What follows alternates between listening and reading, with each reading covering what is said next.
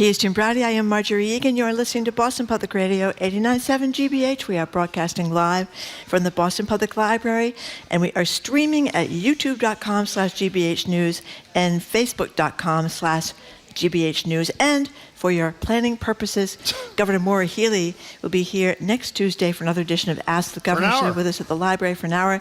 You can call us at 8... Well, I'm giving the number now. Yeah. I won't give the number now. Well, Hi, that's Jim. good, Marjorie. So let me ask you a question. Just here, Henry did the news and mentioned, interesting, Ernie Bach Jr. is making a major contribution to Diana Zaglio's ballot question. It seems to me I heard that somewhere else. You did. Where did I hear that? You heard it when she came on our show and said she was getting a lot of money. She didn't tell us how much she was getting, but she said she was getting a contribution from Ernie Bach Jr. Which and is you know perfectly something? fine and legal. Well, I tell you, I think the legislature needs to open the books. Well, good. We know how you're voting. You do know how I'm voting. Okay, Absolutely. Fine. So when this whole work from home thing started, we thought it would be, 2 weeks at home to flatten the curve. But here we are, 3.5 years later. And a new piece out in the Globe hints that a full post-pandemic back-to-office shift might not ever come to Boston. This current state of hybrid, 1 or 2 days a week, and the office I love this line in the story in the Globe, may be as back as we will ever get. So we want to know if you're mourning the loss of how things were, or if you haven't looked back since March of 2020. I guess the question is, are you hybrid happy? Of course, there are millions of people who never went to the work from home forum. Service workers, people in healthcare, radio hosts with malfunctioning home broadcast setups, Marjorie. And we want to hear what you make of the state of work, too. I guess the question for you is, are you hybrid jealous? The number to call or text is 877-301-8970. You know what's most interesting to me about the Globe story? What? That the business community, even some of the hardcore back to work, have given up. They've given up. They basically said, this is what it's going to be. There may be some minor modification, but hybrid as it is. You know, I know I've said this before, so my apologies for repeating myself. Mm-hmm. Would you ever, if I said to you before COVID, February of 2020, Marjorie, here's what I see in the future in 4 years, not in 40 years, that people are going to work from home. Some are never going to go into the office. The most people who have an option are going to go is 3 days a week. You would have said, totally out of my mind, right? Never happened. No, never happened. And obviously it's not happening for a lot of people, but a lot of people it is. We're going to talk about this with Shirley Young later on today, too, that, the consensus seems to be you may be able to get them in Tuesday and Wednesday, or Wednesday and Thursday. But if you think you're getting them on Monday and Friday, you are out of your minds. A lot of people have settled in the Tuesday, Wednesday, and Thursday. I think some law firms and banks are saying you could come in 4 days a week. Mm-hmm. But that's about as much as they're getting. And, I think it's a wonderful thing. Why not have, especially when you talk to our producer, Jamie, talking about his commute. It could be 2 hours on a bad day when it's traffic. I mean, people have learned how to balance their work and their job. That people don't want to go out that much with their coworkers after work. People don't want to stay out till 11 o'clock planning their fantasy football schedule and everything else. I think things have really changed. I think it's for the better, but on the other hand, you don't know your colleagues anymore. Well, right? It's for the better if you have the option. Yeah. And we're in the dream situation. There's some people who hybrid is being mandated. There's some who don't have the option to go hybrid. The beauty of us is we get to basically make our own decision, except days we're at the library. No, we don't. You can work it out, because no, your system's not working. No, because you have ruined the curve by coming in every day like a good little doobie and making everybody else feel guilty. No, it's not because I want to make everybody feel bad. You think I'm a lesser worker because I don't come in. I try to go home 1 day a week. Hasn't happened lately because things are not working yet at home, but I like to work from home 1 day a week. I don't think I've ever said you were a lesser worker. I know what you think, and you think that if I were more as dedicated as you, Jim, I would be there every day. That's what I was trying to say. And by the way, I don't think that's unusual. I think there is an underlying sentiment that those people who are really devoted to their job are coming in more often. I thought that a year ago. I think it's gone. 877-301-8970. You know what's an interesting sidelight to this? I don't know if you did see, CBS News, BZ, got some information from Waze, the GPS service. Boston traffic in the last year has increased August to August 5%, same in Cambridge, Newton 11%, Framingham 15%, etc. So traffic is getting worse. Framingham. Wait a second, 15%. Yeah, traffic that's is getting dramatically worse, even though nobody's going to work. I mean, I'm serious. That's a good point. We should discuss this with Maura Healey on Tuesday. They're going to CVS. I mean, really. Okay, 877. Oh, Jim, hold on. What? Before we get any further. What? Benjamin from Brighton just texted, look at Jim rocking the double collar. twice as many collars as John Fetterman was sporting when he was sitting in Congress the other day. He had the did he have a T-shirt on? He had a short sleeve shirt. It wasn't. I was wrong yesterday. I was corrected last night. It wasn't a T-shirt. Okay. It was a short sleeve shirt and shorts. Okay. All right. 877-301-8970. We want to know if you're doing the hybrid thing. As I said, are you hybrid happy? Have you settled in? You got what you want? Or is your boss basically conceded this is the way it's going to be? And if you aren't able to do hybrid, because as I said, you're a service worker of some kind, are you jealous? Is there some resentment towards people who are able to do this hybrid kind of thing? Listen to this. This is Aaron from Lakeville. I've worked from home since 2017, before the pandemic, and I'm never going back. I will not take any job which doesn't allow me to work from home. You know, I hear that, especially my kids, the 20-somethings and 30-somethings. They have come of age, some of them in this situation. They're not going to go back. They're not going to take a job. Well, by the way, demands it's that not they're there just all the young time. people. I understand it's particularly young people because they were newest to the workforce around this time. But it's not. They're not saying at these law firms or wherever these businesses down the street from us. Oh, by the way, if you're up to 30, you can work at home 3 days a week. It's virtually everybody. And it is. You know, the amazing thing. Again, the only reason we're doing this today, we do a check-in every 3 or 4 months on this topic, is because this globe thing. They're essentially waving the white flag. All these businesses. I mean, other than the nuts, you know, the Elon Musks of the world. They're basically saying we accept this is how it's going to be. And by the way, I don't think they've been converted to the notion this is better for our workplace, most of these bosses. It's because it's so hard to get workers. You have to be solicitous, as you always should have been, to workers' desires. And as a result, they're basically giving up. 877-301-8970. The Wall Street Journal, of course, is owned by Rupert Murdoch, who just stepped down as head of his empire there. But the Wall Street Journal, nonetheless, it's kind of a wacky editorial page, but the rest of the papers are really good paper. They have a good story today about how nobody wants to schmooze after work. As I said before, there's kind of a 5:01 and I'm done attitude to the work schedules. I mean, there's a whole lot of reasons for it. One of them is all these pandemic puppies that everybody adopted during the pandemic. They need attention. They got to be walked on schedule. You know, you can't be staying out till 11 o'clock after work if you've got a dog at home to take care of. And they talk about this woman that was trying to organize an event for her colleagues for after-work drinks. She sent out 100 invitations. Only 10 people showed up. Well, Marjorie, I mean, you act so surprised. An after-work drink, what does that presuppose?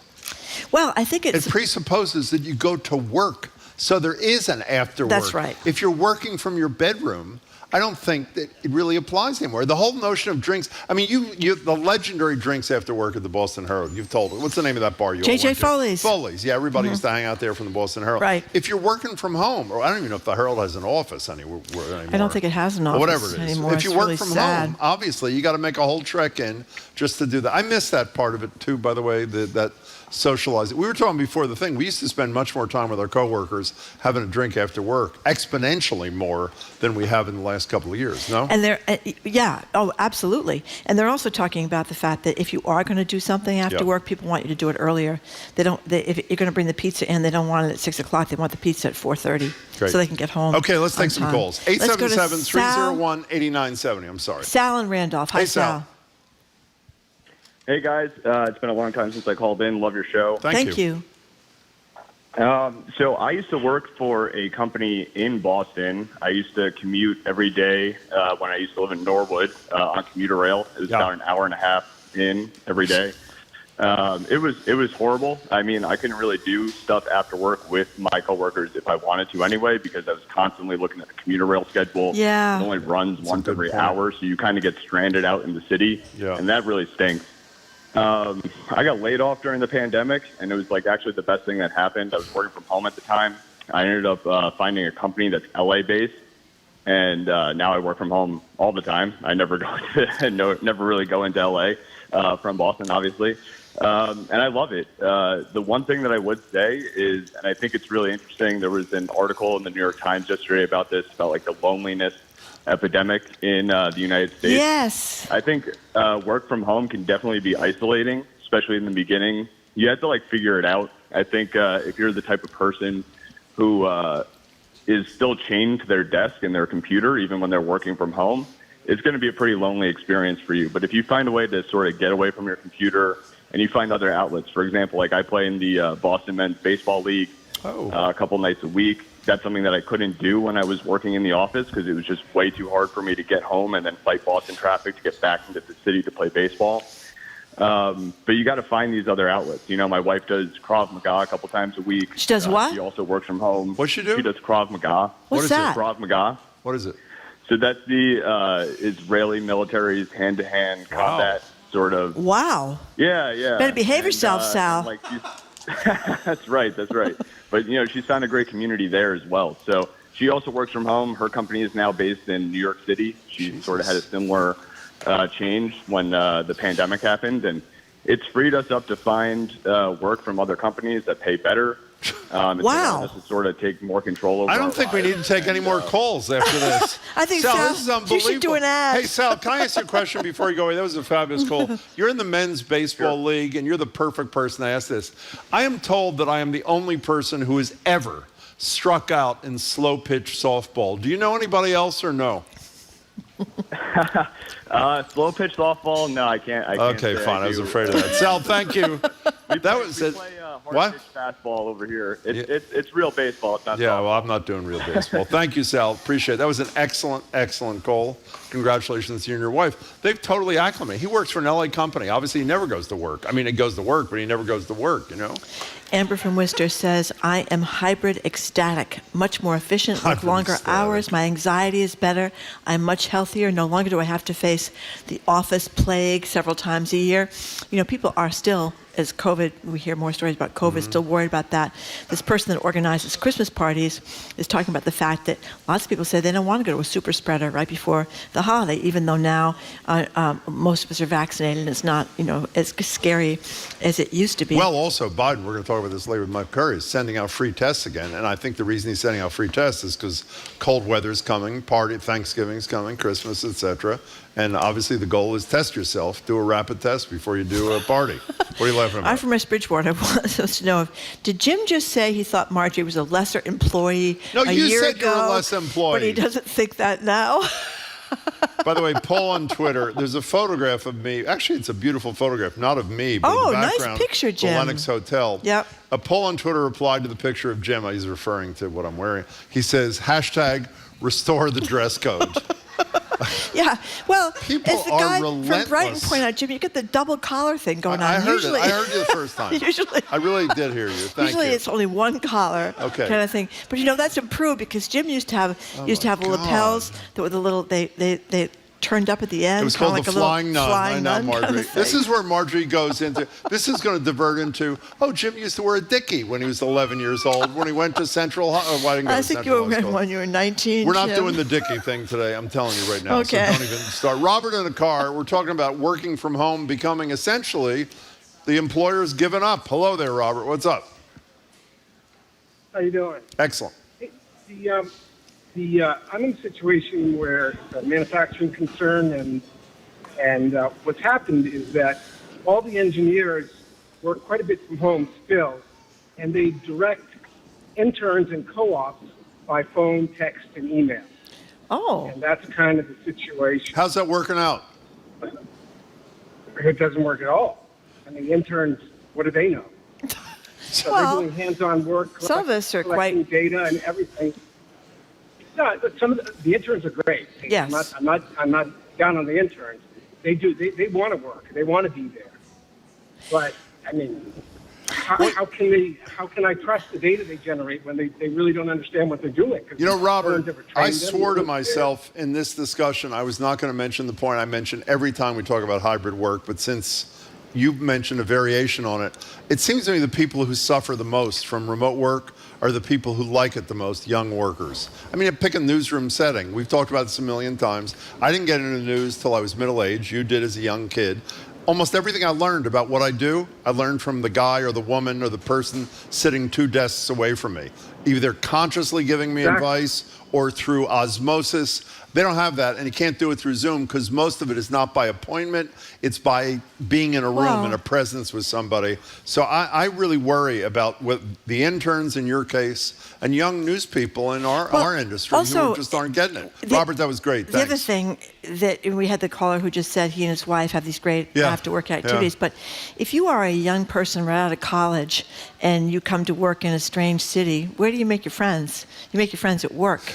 Right, so I think a lot of my friends, certainly when I was young, were other reporters. Well, you're mentors too. You can't mentor over Zoom. You know, what was the great story in the Globe at the beginning of Hybrid? It's one of our favorite stories. The guy that came to work for Citizens Bank. Right, Citizens. That's right. It was his first day out of college, his first job. Studio apartment in Brighton. Right, and there was nobody at work. Right, yeah, there was nobody at work. He came from like Wisconsin or something. I mean, that's pretty damn depressing, I would say, to be all by yourself all day. And then you got to, what are you going to do? Go to a bar? But the bottom line, again, we're not trying to be insensitive to people who can't work from home. But for those who can, there is a perfect balance. 2 or 3 days a week at work, preferably the same days, I should say, so that people have, particularly young workers, have an opportunity to learn from others, and older workers have an opportunity to have social contact with people they care about. 877-301-8970. Todd from Attleboro, thank you for calling. Hey, Todd. Hey, thank you. I'm happy to call back in. Yeah, so I'm mostly working from home. My employer's in Cambridge, great university to work for, but I do feel a bit guilty.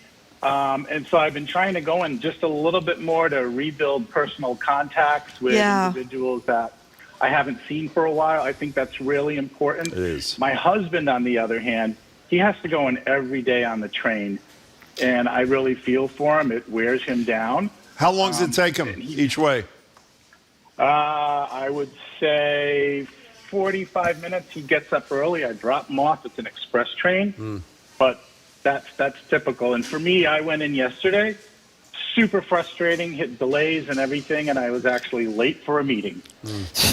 I would say, I know this is not news to you, and it surely isn't to your husband. Wouldn't you say the commute is the major argument for wasted time? Yeah, for people saying, I want to work from home? And one of the theories about why Todd, there's so much more traffic now is because people are not trusting the commuter rail, they're not trusting the T, and they're afraid, they're not buying the monthly passes they used to, because when you have to be subjected to these slow zones all the time that you don't know about. But listen to this. But by the way, I want to speak to those people. There hasn't been a near miss on the subway in 2 days. I think we've made it since Wednesday. I think it was Wednesday. The guy that almost got run over by the train when he's trying to... It's going by 25 miles an hour, and they're flagging it down to stop. Yeah. But on the other hand, because we always are unfair. We're rooting. Not one person has jumped into the Mystic from an orange line in months. That's right. And we're rooting for Philip Eng, the Ted Lasso of transportation, who says that, all hope is not lost despite what we may think. Now listen to this. This is somebody that disagrees. I'm Jenna in Shrewsbury. I worked from home for 3 years, just switched jobs to where I go to an office 2 to 3 days a week. I've been surprised at how much more full life feels now, getting out and being with people again. You know what no one talks about? They talk about isolation. I told you, when I was working home, when we had no choice at the beginning of the pandemic, I probably gained 15 pounds. I mean, it is really hard. Maybe I shouldn't have set up my desk next to the refrigerator, but short of that, it's a real problem for people who are eaters, Look at this. Somebody just posted the wait time in the Red Line this morning down at the Ashmont station. One train every 20 minutes. Well, except the image says 25 minutes. It's even worse. Yeah, or 25. I mean, boy, that's a little tough, isn't it? Let's take a break. 877-301-8970. That's the number if you want to call in to talk about whether you think the 5-day-a-week deal is over, whether you like it, whether you like 2 days a week, 1 day a week, or you are mourning the fact that you never get to spend your week, 40 hours of it, inside a cubicle. You're listening to Boston Public Radio, 89.7, broadcasting live from the Boston Public Library, streaming at youtube.com/GBH News and facebook.com/GBH News.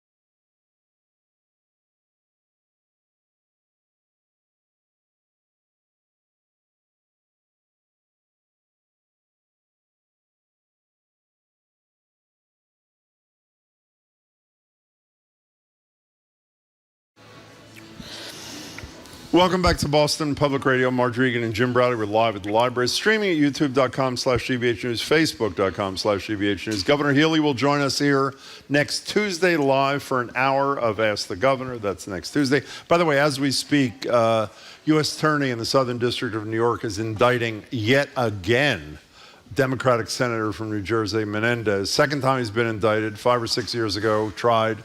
Hung jury. This time is a year before his election, which raises some interesting questions. We'll talk about that a little bit later when we get a few more facts. It's for bribery and corruption and some such thing. So, excuse me, if you're just joining us, we're talking about the back to the office movement that never quite materialized here in Boston based on a new piece in the Globe, which says, and I just love this line, we're maybe as back as we're ever going to be. 877-301-8970. We haven't heard from anybody yet who feels hostility towards the hybrid worker because they don't even have the opportunity in their job to be hybrid. Well, that's legit. You're a school teacher. Totally legit. You work in retail. I mean, it's legit to be angry. Yeah. I agree. Well, you don't have to be angry, but you can just feel like you wish you had that opportunity. I mean, wouldn't if you taught a bunch of 7th graders, wouldn't you want to work a 4-day work week? To have to put up with those 7th graders 5 days a week, you know what I mean? That's another thing, by the way, we haven't mentioned. The 4-day work week, which is one of my many failed crusades, I mean, it's essentially here. It isn't here for everybody yet, obviously, but if you're a hybrid worker,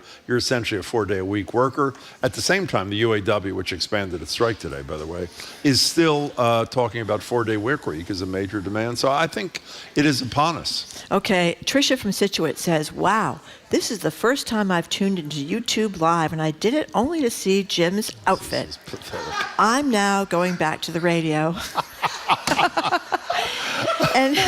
And here's Rich from Cambridge. I think he's in the audience. Is Rich from Cambridge here? There's Rich from Cambridge. Hey, Rich. He said, rather than work from home, we've moved our home. My wife is back to school at Harvard, was commuting 2 hours each way. I'm happy because I can now easily attend my favorite radio show live, and he's here today for the first time. Thank you very much, Rich from Cambridge. Let's go to... Obviously, you're working really hard, Rich. That's great. I'm sure your employer is really proud. It's great. Welcome. Let's go to Carrie. And oh, my goodness. I think Carrie in Acton is a teacher. Oh. Hi, Carrie. Hey, Carrie. Hi, how are you? Excellent. Good. I would just like to say it's a little frustrating to hear of all these people talking about their hybrid work situation or working from home, and teachers just don't have that option, and how all the teachers should be very well appreciated that these people have now their opportunity to work from home. That's right, because we couldn't do it without you, Carrie. There's no question. Yeah, my son's a 30-something-year-old teacher, and lots of his friends work from home, and he's schlepping in every day, and he loves his job, but it's not easy. By the way, do you think I'm sorry, Marty, you go first. I was just going to say, I wonder if there's a way to configure the school week so it were 4 days. Well, except you know what the problem is? I mean, I know the sports and the after-school programs. You and I are the primary advocates for a longer school day. Yeah. So we're not only telling Carrie you got to work 5 days, we're saying you got to work longer than 5 days. Well, but if you had no, I would say if you had a 4-day school day week, so kids were there till 6 o'clock at night, so parents could work that long day. What's the parent supposed to do on Friday when the kid isn't in school? Well, if you might, with older kids, you would probably be okay. How about okay. younger kids? Younger kids, you'd have to get sitters or childcare. Oh, that's easy. But I think a lot of and childcare workers, they have to work 5 days a week too. But I don't know, it might be a good thing for teachers. Carrie, is anybody thinking about what Marjorie just said in your industry? We should have talked to Max Page about that, the president of the MTA, when he was here. We will next time. Is anybody thinking about constructing a 4-day work week for teachers? Not that I've heard of, but I know that there's some special needs students that receive services every day, and when they take that long of a break, it's difficult to bring them back in. Not just special needs kids, but everybody. No, I understand. That long break. Yeah. That's another good point, by the way, is that the long break. Carrie, that was a great call, and we empathize with you and your son. Thank you for doing what you do. 877-301-8970. Not only is Menendez indicted for the second time, the senator, the wife who was indicted with him just married him 3 years ago. How do you think she's feeling about that one? He was indicted 6 years ago and tried, and then he was hung jury. Are these new bribery charges? New corruption charges. So after the hung jury, he went on to continue his life of crime? I think his resume says serial corruption need not apply or whatever. It'd be interesting to see if the Democrats go after him because, they're going after Trump, obviously. Why not go after this guy, their own, if he indeed... Well, I'll tell you why they won't go after him. Even though Democrats, New Jersey is an overwhelmingly Democratic state, there's a guy running for president who was a Republican who won pretty handily there not so long ago as governor, Chris Christie, meaning a Republican who's not a nut job might be able to take that Senate seat, which is would be a real nightmare for the Democrats. So my guess is they'll stand by their man. I don't know. Well, I think that looks a little hypocritical. I totally agree. By their man in the situation. This agree. is Tim's wife from Medford. My husband works from home, takes breaks to drive to Dunkin' to grab some coffee, fill the bird feeders, catch up with the news, eat his lunch. What he likes best is the lack of distraction at the office from people who spend their days decorating the office for holidays, planning lunch for the minute they arrive, the backbiting, the tension, the infighting, all that kind of stuff. He's far more productive at home, and at the end of the day, he goes for a walk, calmer, happier, and more satisfied with his career. Okay, but let's talk about us for a second. Yes. What's the most fun part of our job? I mean, we love the show. Isn't it just BSing and gossiping That's right. and talking We when love we're to just gossip. hanging? That's no, right. I don't mean gossiping like low rent do. like we do. No, see, We go into the cone of silence. I didn't mean that. We do have a cone of silence right outside our studio. Cone of silence is where since she broke the secret that you were never supposed to mention. That's Thank right. you. Cone of silence is right outside our studio where there are no microphones. And that's where you go when you want to say That's right. things needless to say. Can't be near those hot mics, Can't Jim. be heard. Absolutely. Yeah. Hillary from Jamaica Plain, thank you for Why calling. don't you tell them everything, Marjorie? Really, what the hell? Hillary and JP, welcome to the show. We're glad you're here. Hi. Hi, I'm calling because my daughter works hybrid. She doesn't live in Boston. She lives in another city. She's young. She's 24. When she was looking for a job, she absolutely did not want to be totally remote. She works 3 days in the office, and everyone in the company is required to be in the office the same 3 days. Excellent. So That's they have a lot of brilliant. collaboration, and she also gets a lot of mentorship, which Great. is something that Jim was just talking about. It's perfect. And then on the day she's home, she has one of her colleagues. Sometimes they come over, they could go to each other's houses and co-work. Well, by the way, can I tell you something? The 3-day-a-week thing, to me, I don't know anything about work policy, but it seems to me to be the perfect mix. And secondly, the same days is huge, because if you're going in and it's not the same day, what's the value in terms of the collegiality and collaboration? So I think your kids got it exactly right. Hillary, thanks for sharing that with us.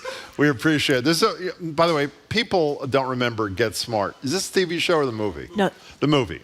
Okay, this was like from 1950, right, or something. So it's a little before most people's time.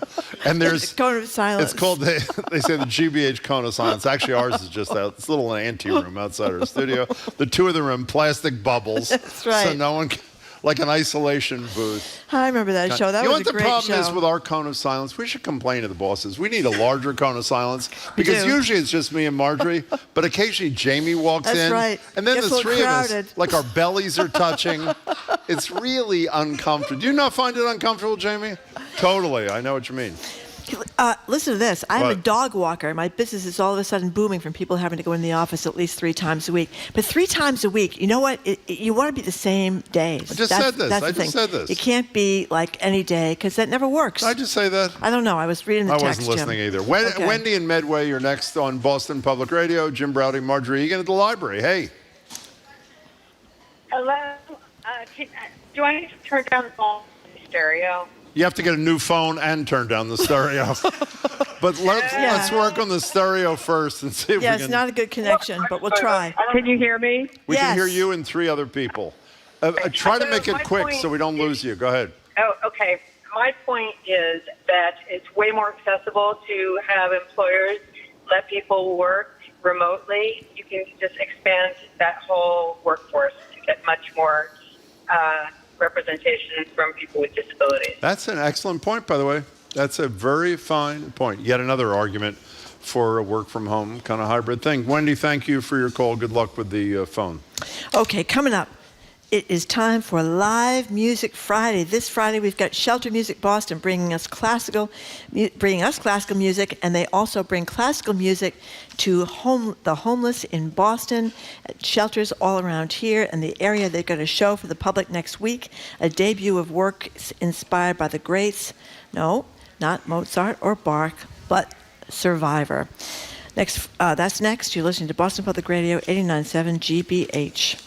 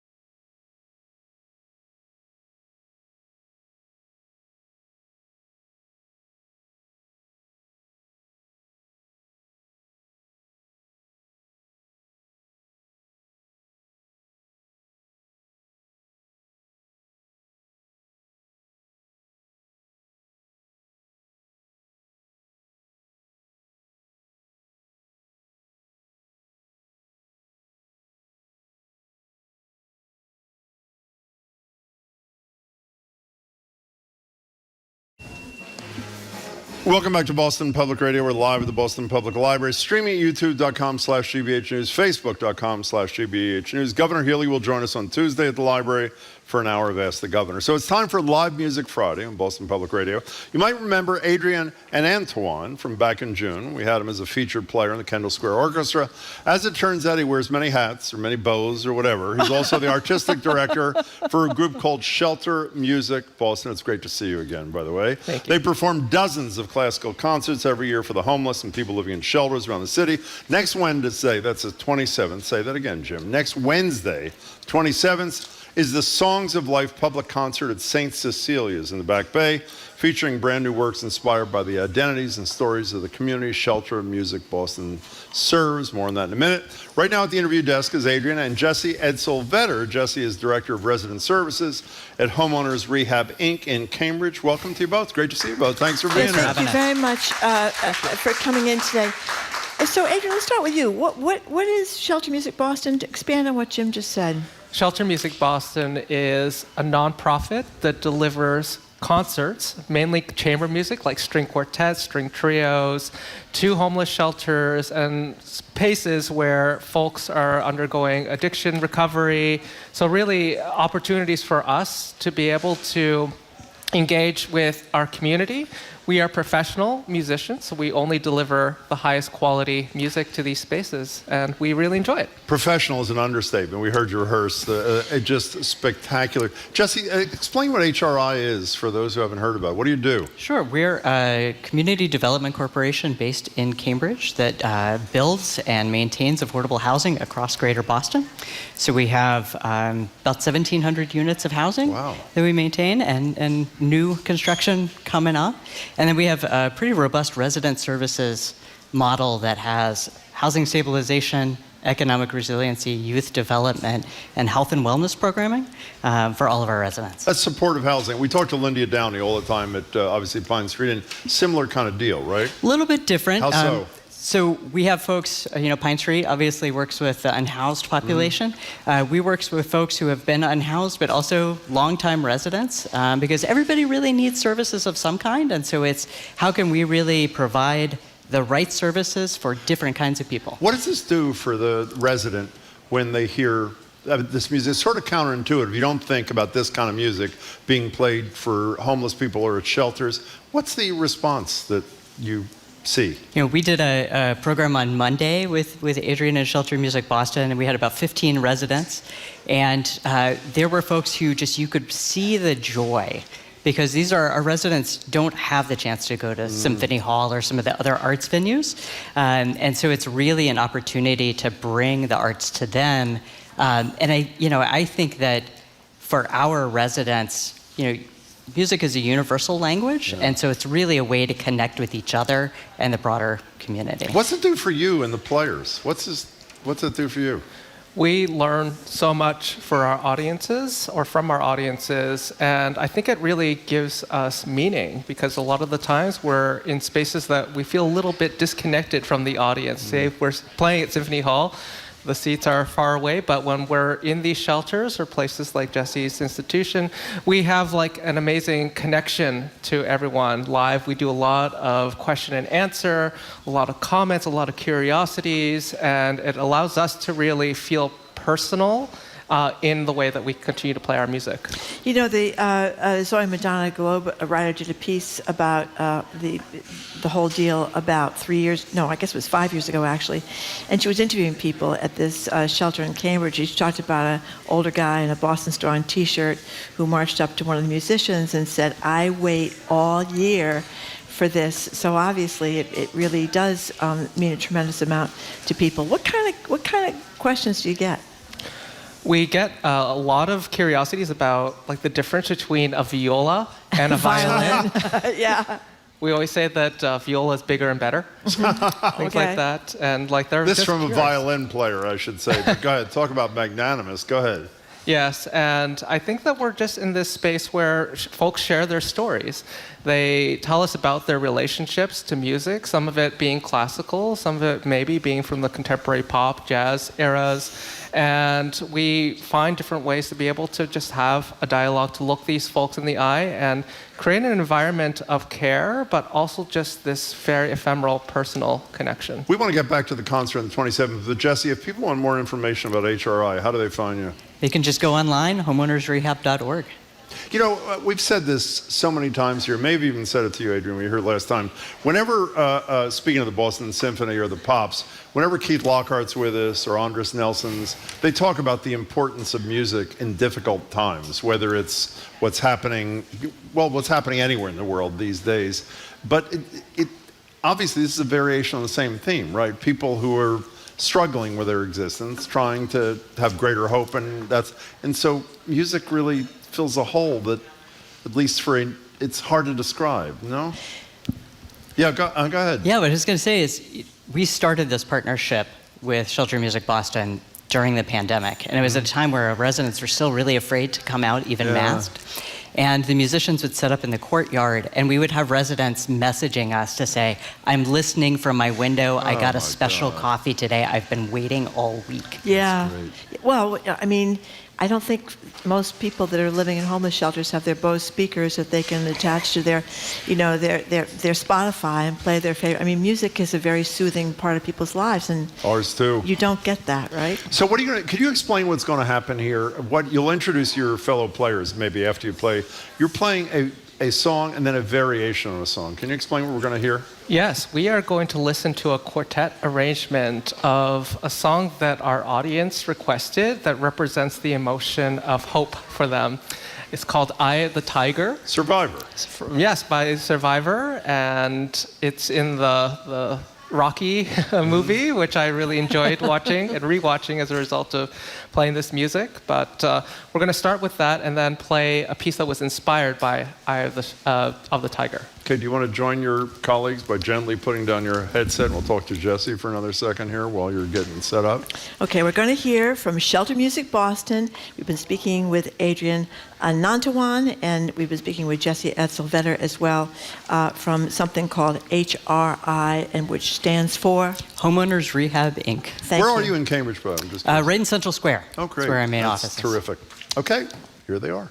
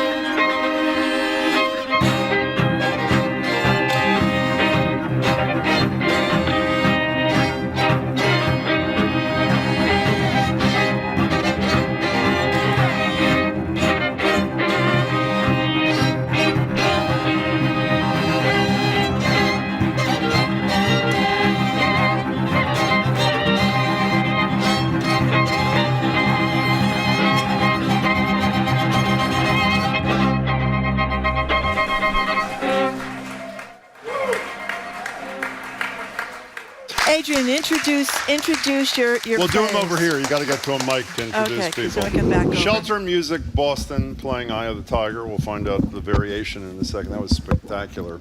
That was spectacular. Adrian and Antoine is rejoining us, and he is joined by Francine Trester. Fran Trester, who is the composer of Tiger Eye and a professor in the composition department at Berklee School of Music. Fran, it's great to have you. Hi, Thanks so nice much to for be being here. here. Yeah. So, Adrian, before we get to the Tiger Eye, who'd you play with?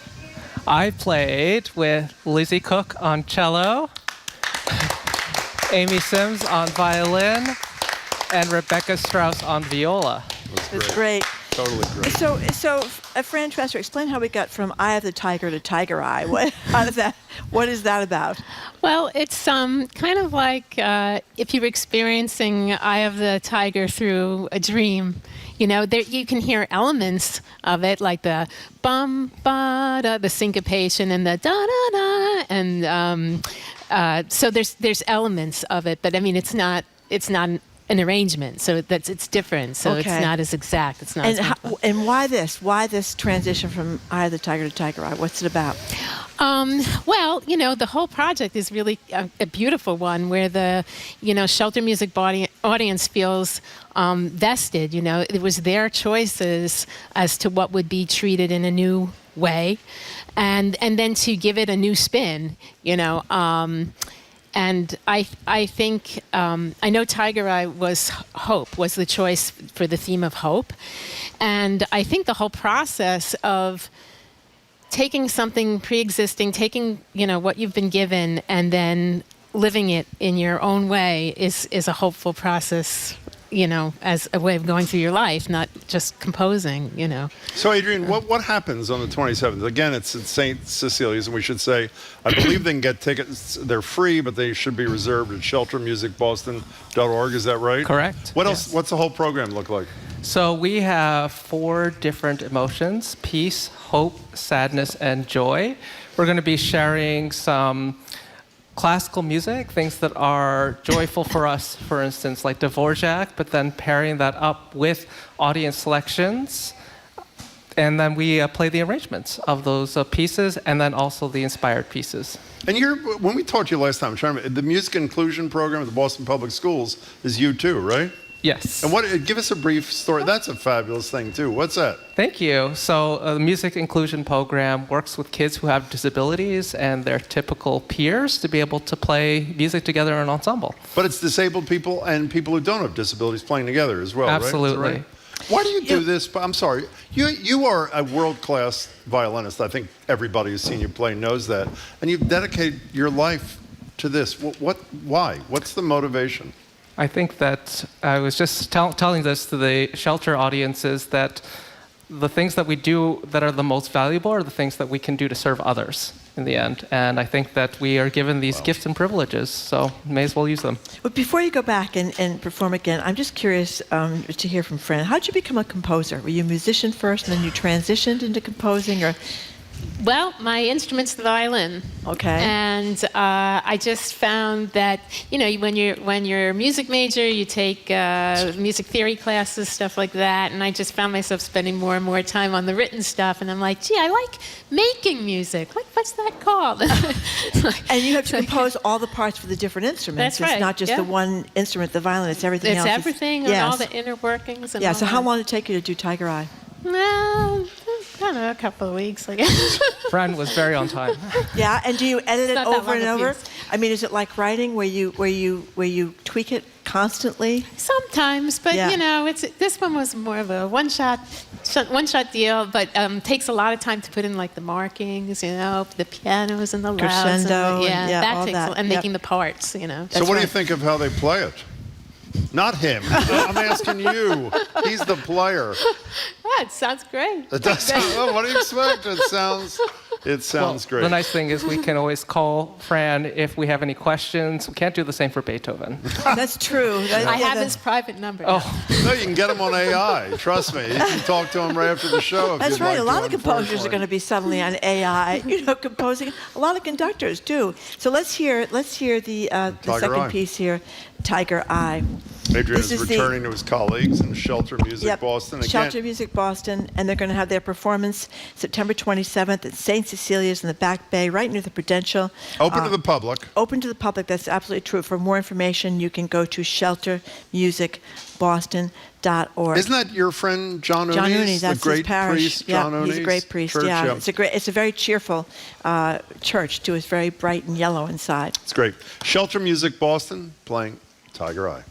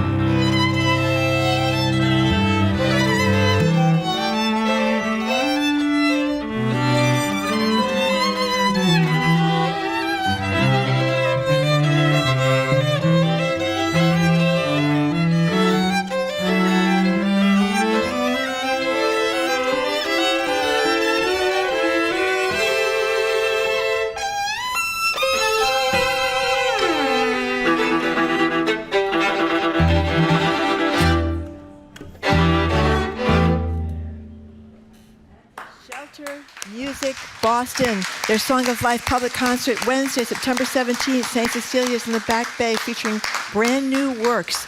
Shelter Music Boston. The concert is free. For more information, go to sheltermusicboston.org. Thank you very much for coming in. Coming up after the new news, GBH's Callie Crossy. She's here on what Taylor Swift is doing about voting. A Texas high school kid, a black kid, in trouble for his dreadlocks. And we're going to rate chicken sandwiches, the best in America. You're listening to Boston Public Radio, 89.7 GBH, broadcasting live from the Boston Public Library, streaming at youtube.com/GBH News and facebook.com/GBH News.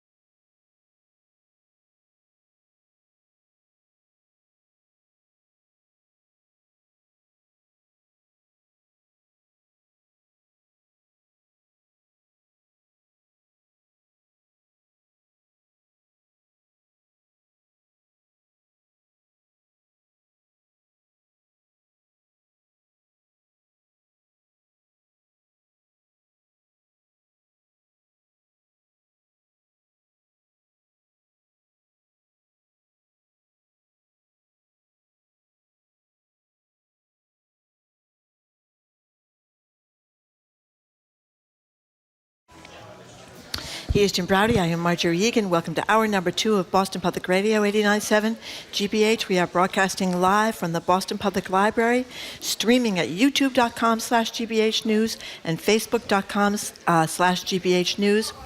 And Governor Maura Healey is going to be here next Tuesday for an hour for Ask the Governor, where you'll have an opportunity to ask her your questions, and we'll ask her ours. Hello again, Jim. Hey there, Marjorie. So joining us now for a fried chicken sandwich taste test, not immediately, but in about 10 minutes, is GBH's Callie Crossley. Callie, of course, is host of Under the Radar with Callie Crossley, which you can catch Sunday nights right here on 89.7 at 6. Also the host of Basic Black. That airs Friday at 7:30.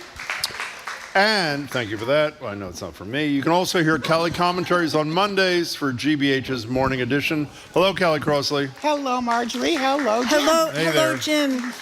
Great to see you, Callie. Can we just tease what we're going to do? Yes. There was a publication that rated fried chicken sandwiches, the top 20 in America. That's right. Yes. And we picked the top 2, which is Chick-fil-A and Shake Shack. Our colleague here, Ethan, went out and got samples. We have tasted them. We're going to leave you in suspense. At the end of this segment, we are going to render our verdicts with a woman. I hear you come from Memphis. Is that true? I've never heard that before. That is correct. Well, real barbecue is made. Exactly. I knew that was going to be coming. She says it with such disdain. Okay, fine. So we're going to get to that in a couple of minutes, so I would stick around if I were you. Sorry, Marjorie. Take it away. Okay, that's okay. I don't know, this seems to never end. Another study out of ProPublica that has been reporting on Supreme Court Justice Clarence Thomas's many ethical violations. Now, apparently, there's a new one that he went to this donor summit in 2018 organized by the billionaire Koch brothers, Charles and David, richest people in the world there. And plus, there's cases before the Supreme Court involving some of these people. This one is worse, by the way. MSNBC published this, and it's a ProPublica report. They say they have not independently confirmed it, but as you know, the original reporting came from ProPublica, because so I assume by the same people who have been doing it.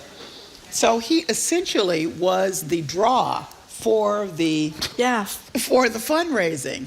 And then, I mean, everybody knows how many cases that have to do with the Koch brothers end up before the Supreme Court.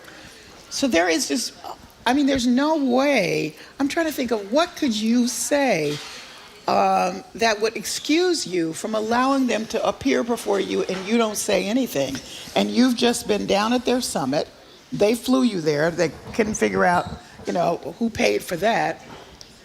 This is outrageous. Well, I think if I were him, really here's outrageous. what I'd say. What would you say, Jim? I would say, if you think it's bad that I went to this thing with right-wing donors and helped them raise money to bring cases before the Supreme Court, what's even worse is I took a private jet, and I'm not telling you who paid for it. I mean, the guy is a walking ethical violation. And by the way, I know this will surprise all of you, did he file or disclose any of this? No. Of course he did not. No. And the fact that, it's bad enough that the conservatives on the Supreme Court, including Chief Justice Roberts, we've said this 1,000 times, don't call him to task. It is equally, if not worse, as far as I'm concerned, that the 3 liberals in the court have decided strategically not to say a word about this, including signing a letter with the other 6. It taints them all. Well, I don't think it taints them all. It may ruin their relationship, but who gives a damn?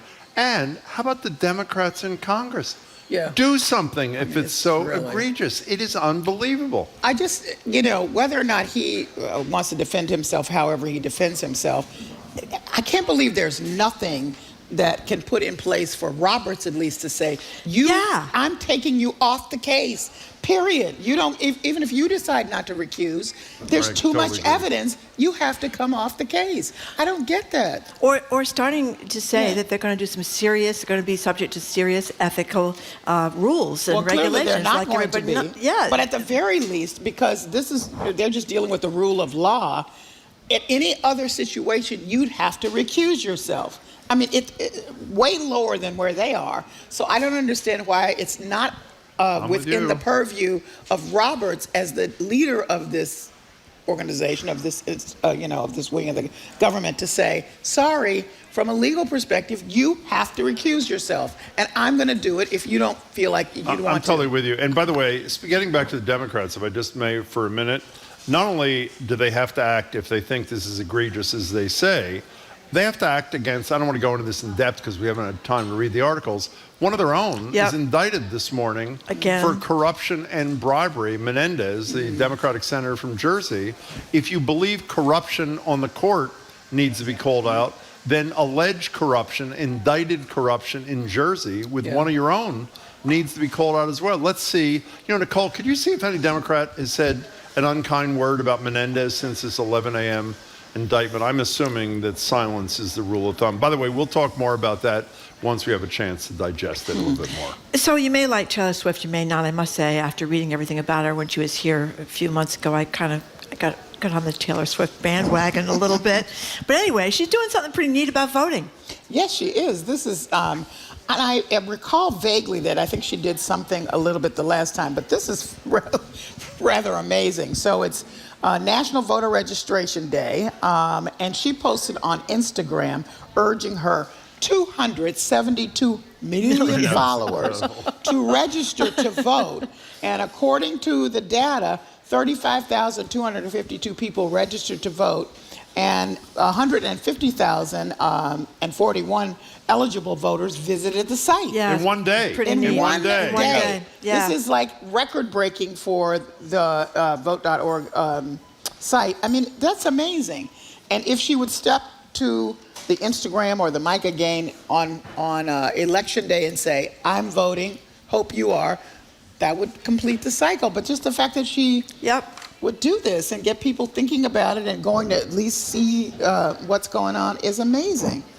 Having said that, can we just stay on this for a second? I admire hugely for this. I think it's use that platform for something that is so important. I mean, it's also really important to make people happy in this environment, which she does from the stage. It's huge. But before people overestimate the influence, while the voter registration thing was huge, she also endorsed the Democrat in the most recent, she's from Tennessee too, by the way, against Marsha Blackburn, and Marsha Blackburn crushed her.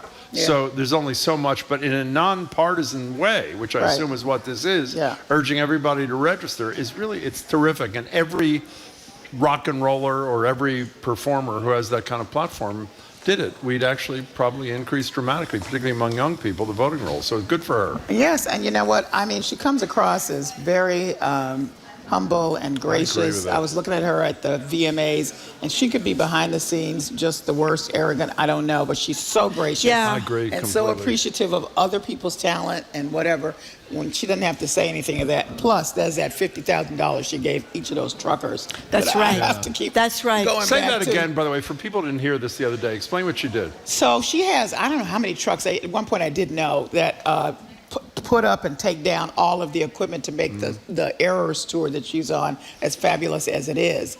And so randomly, apropos of nothing, she gave each of them a $50,000 bonus because it's a lot. It's a lot. And she said, it's a lot, and I appreciate you and thank you. Here's $50,000, truckers. It was terrific. So I'm a little bit confused by this story. This Texas high school kid, Darryl George, who's got locks that they say are too long out there. They've suspended him. He's been out of school for days because they have that crown. Don't they have the crown? The same crown that we have here. Yes. Yeah, the crown law, whatever it is, it says you cannot discriminate based on someone's natural hairstyles. Right. So it seems to me that's exactly what they're doing. That's what everybody said. The day that the first suspension happened was the day the Crown Act went into law. Crown Act, excuse me. Yes, and so what also, just so people understand it, if you see a picture of him, according to their rules, and the reason that they suspended him was not about hair discrimination, they claim, was because it violated their rules. And their rules say that the hair cannot go below the shoulders and has to be short. His hair does not go below. I mean, it just makes no sense. So by their own rules, they've already violated their own rules, so they suspended him. Then he came back to school, and they suspended him for 2 more weeks because he hadn't changed. And then I guess because everybody's been screaming about it, appropriately to say, wait a minute, at this point now you're violating a state law which says you cannot discriminate against a child or anyone else because of their natural hairstyle. So they have asked the court to rule on it, to clarify if they're in fact in violation.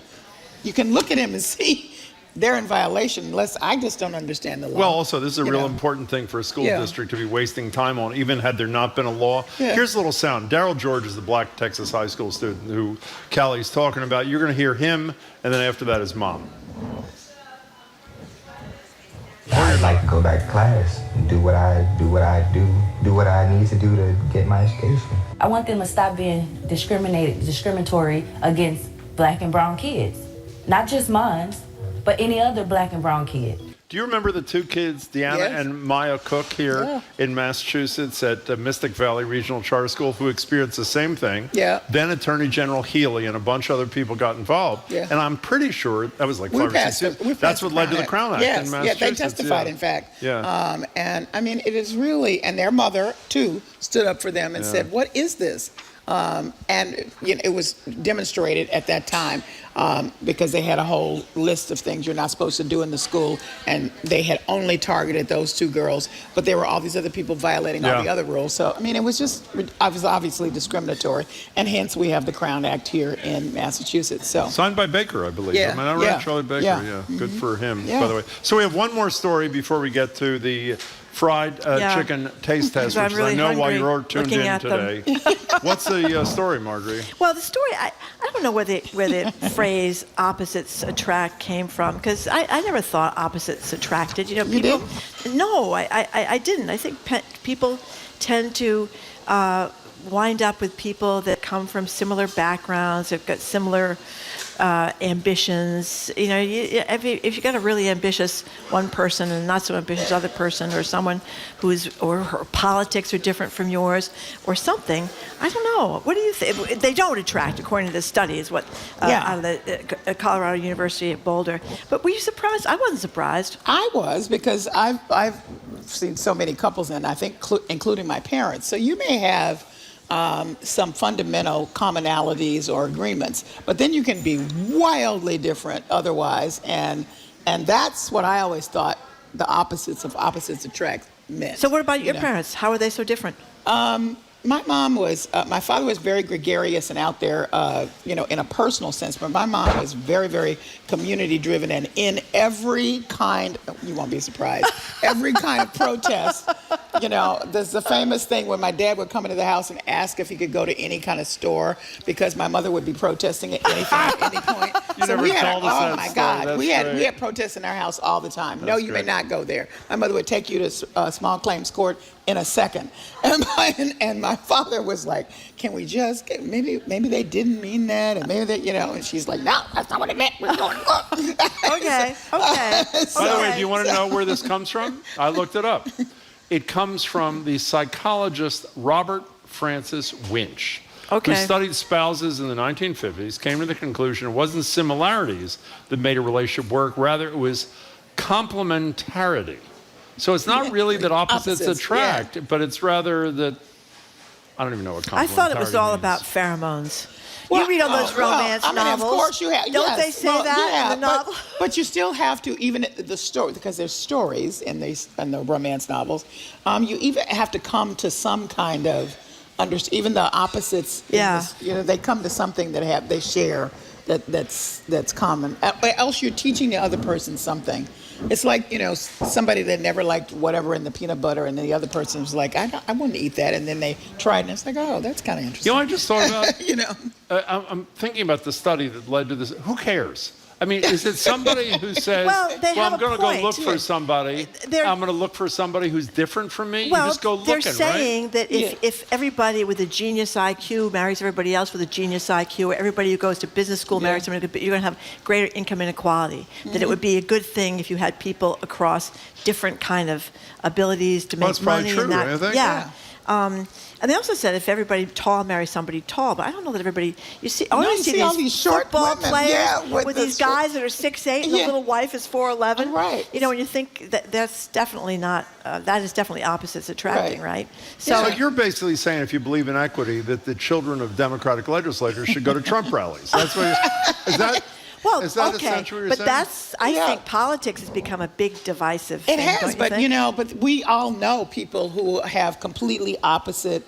The couple share completely opposite political views, and I don't know how they do it, but they figure it out. Yeah. I've seen that many times up close and Well, the personal. most famous is James Carville Right. and Mary Madeline, Right. which was, Carville, for those who don't know, worked for, obviously, critical person for Bill Clinton. Mary Madeline, I think, was the chief of staff for Dick Cheney. Am I right about that? I'm pretty sure. think, And But a Bush. hardcore And Republican. H.W. Bush, Was too. she? She was- Okay. yeah. So that was decades ago. was I think decades there's ago. less of that kind of thing. Okay, we stalled long enough. All right. Here's the deal. I've got my sandwich. Okay, I'm ready to go. Wait a second. Don't give it first you away. gotta- I'm going to read a little bit of the review. Right. This is from a place. Where's it from? Mashable? Mash. Okay, Yeah, mash. mash. Okay, so it rated the top 20 fried chicken sandwiches in America. Chick-fil-A came in second. Shake Shack's Chicken Shack came in first. We have samples of both. Yeah. I'm going to read you a little bit about the Chick-fil-A a chicken sandwich, and then you will give your verdict, as will I. Here it is, okay? Chick-fil-A employs many extra touches in providing a delicious sandwich. If you actually look at the ingredients, you'll be surprised to see vinegar listed there. That's the secret. It's a scientific trick that tells your brain that the food you're eating is bright and fresh. It's pressure cooking. It ends with Chick-fil-A is the new 21st century pizza. You know how they say there's no such thing as bad pizza. There's no such thing as bad Chick-fil-A chicken. So starting with you, Callie Crossley, I don't know if you know you're from Tennessee. Yes.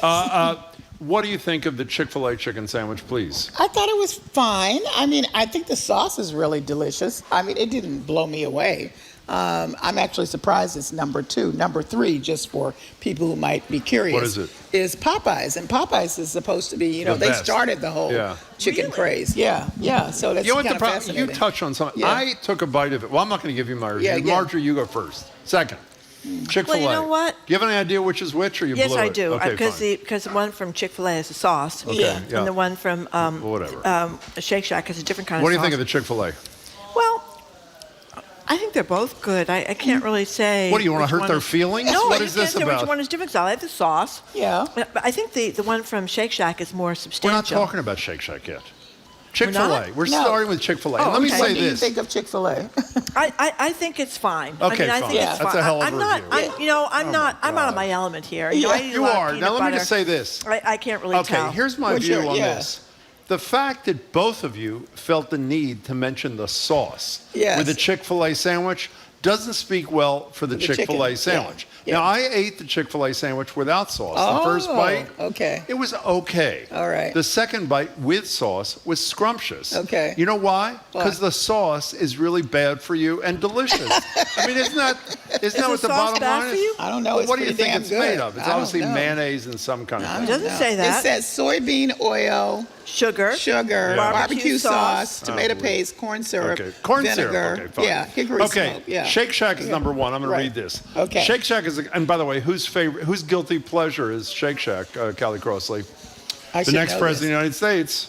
Oh. Michelle Obama. Okay. Okay, Shake Shack has exploded in recent years based on one simple concept. dreaming. Elevate classic fast food to its maximum possible potential. Turn around, I don't even know what this means. The first thing you notice is that the hulking mass of fried chicken breast, this is the best true. part, dwarfing the squishy toasted potato bun. It is served on with craggy seasoned edges hanging lasciviously out of the edges Lasciviously? like a college student at Mardi Gras.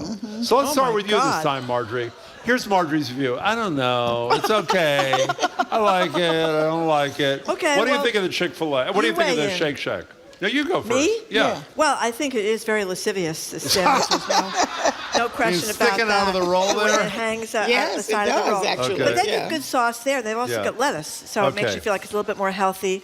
And it's Okay, fine. got a nice kind of Okay, that was a good review. crunchiness Fine. outside on the chicken. Okay. I don't know. Okay, I eat a lot of that's peanut obvious butter. you don't. I Okay, don't. Kelly Crossley I from like this one Tennessee. better because I ate it with everything on it. Then I just ate the chicken, and the chicken was much better. Yeah. To me. I agree. It should be Yeah. between these two. I Yes, don't know between about these two. But Between these I two, have not ever had Popeyes. This is number 1. And Well- I will just quote my friend Sandra about Popeyes. Please. She went to get it when all the rage, and she said, "I got it." And I was about to pull out of the parking lot, and I said, "I'll just take a bite." And she said, "Oh no, I need a moment. That's how good it is. Really?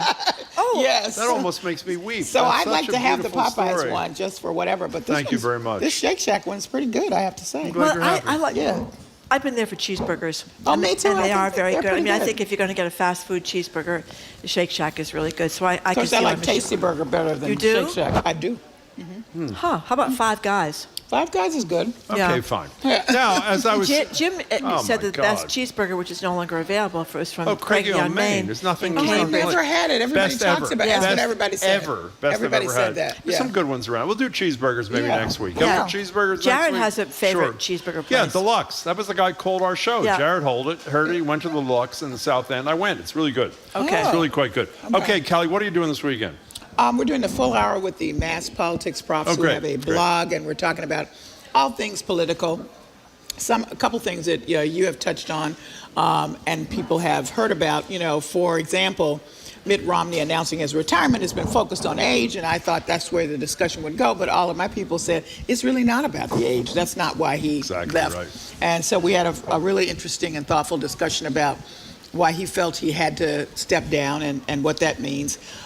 We're talking about, of course, you can't leave the dress code and the changes in the dress code in the Senate alone, because that's Fetterman, yeah. just. Yeah. But it's other people too. I Yeah, mean, I I didn't know. realize it was other people. Everybody. What do you think? You know, I like to have some formality on some occasions, but sometimes it's just enforced for no reason.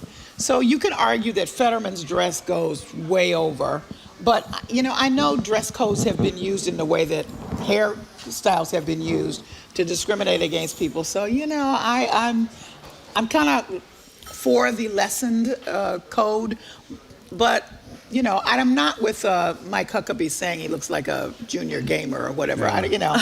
You know, to each his own. to I've some thought about degree. it overnight. You And know? my attitude, I think, Yeah. is if the Republicans are in the House are taking away our rights, Yeah. they should dress nicely when they're doing it. Don't you think? I think that's my philosophy. What else are you doing on the show this weekend?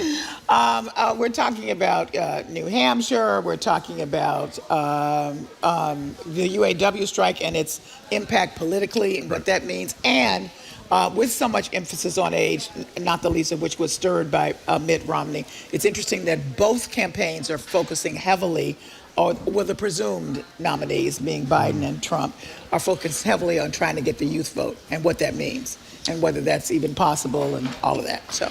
Callie Crossley, it's wonderful Yeah. to see you. Thanks for being Thank part you. of the taste Yeah. test. We'll see you soon. I'm really I'm glad gonna you gave us an finish this. opportunity to try these chicken sandwiches because I was really hungry and I'm going to eat them. By the all. way, how pissed off does Shirley Leung look that she doesn't have a chicken sandwich?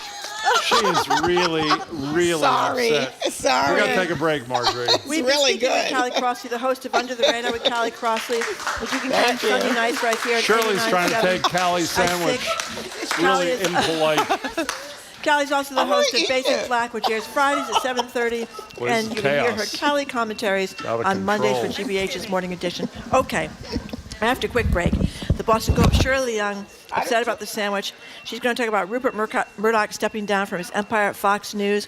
One historian's theory on why, despite 91 criminal indictments, Trump lovers just can't quit him, and other business headlines. You're listening to Boston Public Radio, 89.7 GBH.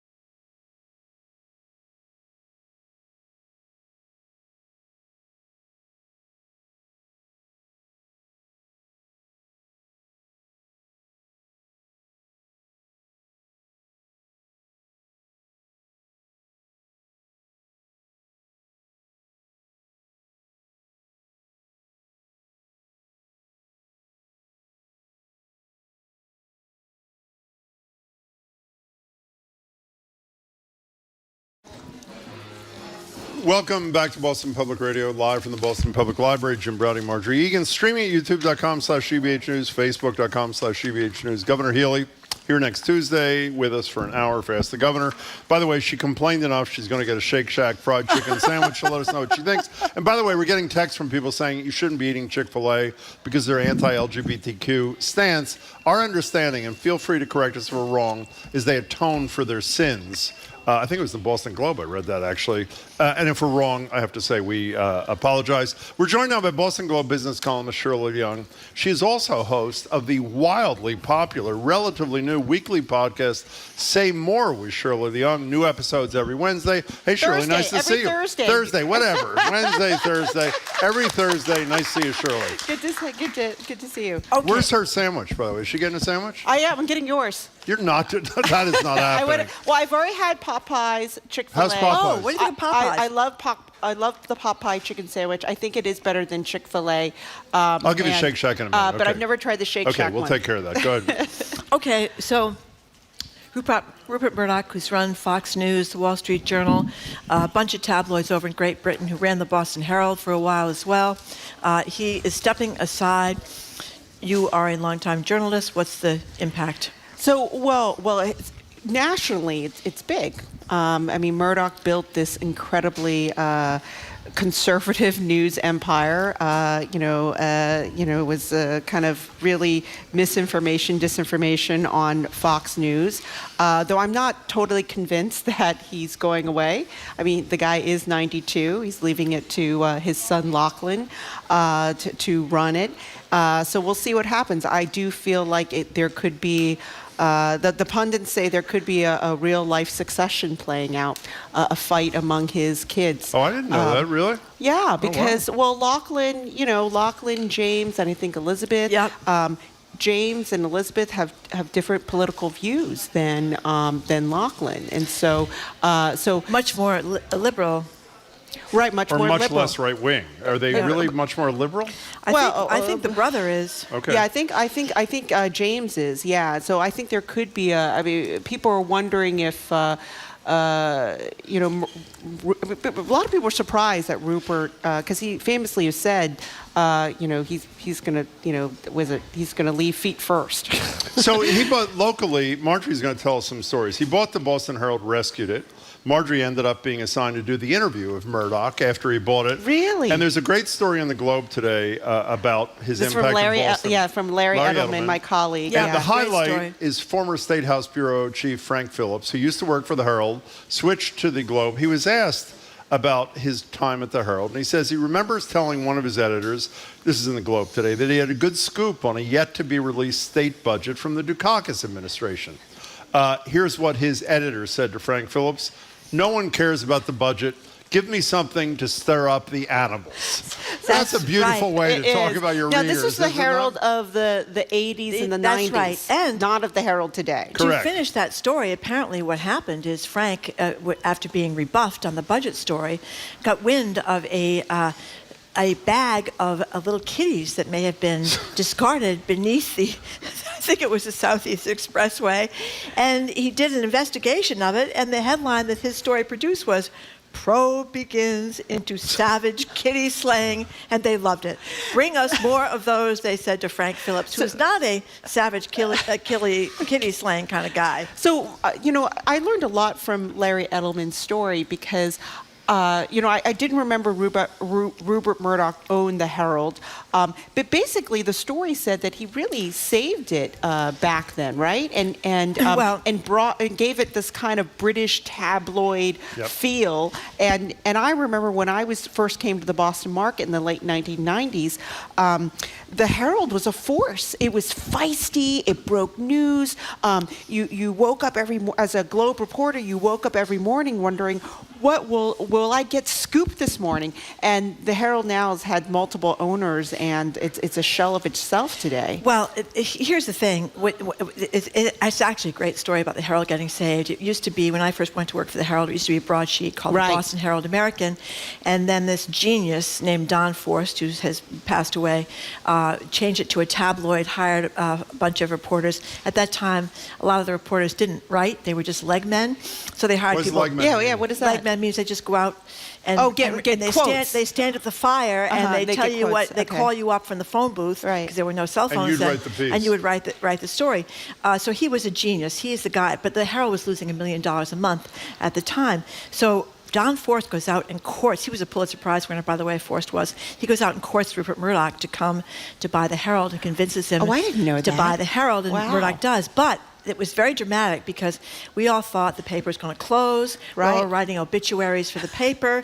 Then everybody repairs down to J.J. Foley's to drink all afternoon because we've all lost our jobs.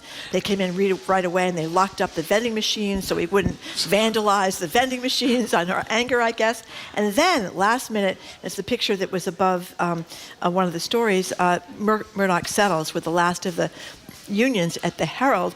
So we all come back from J.J. Foley's. We have to put out a new newspaper. But the great thing was, Shirley, the Herald used to be located at the intersection of the Mass Pike and 93.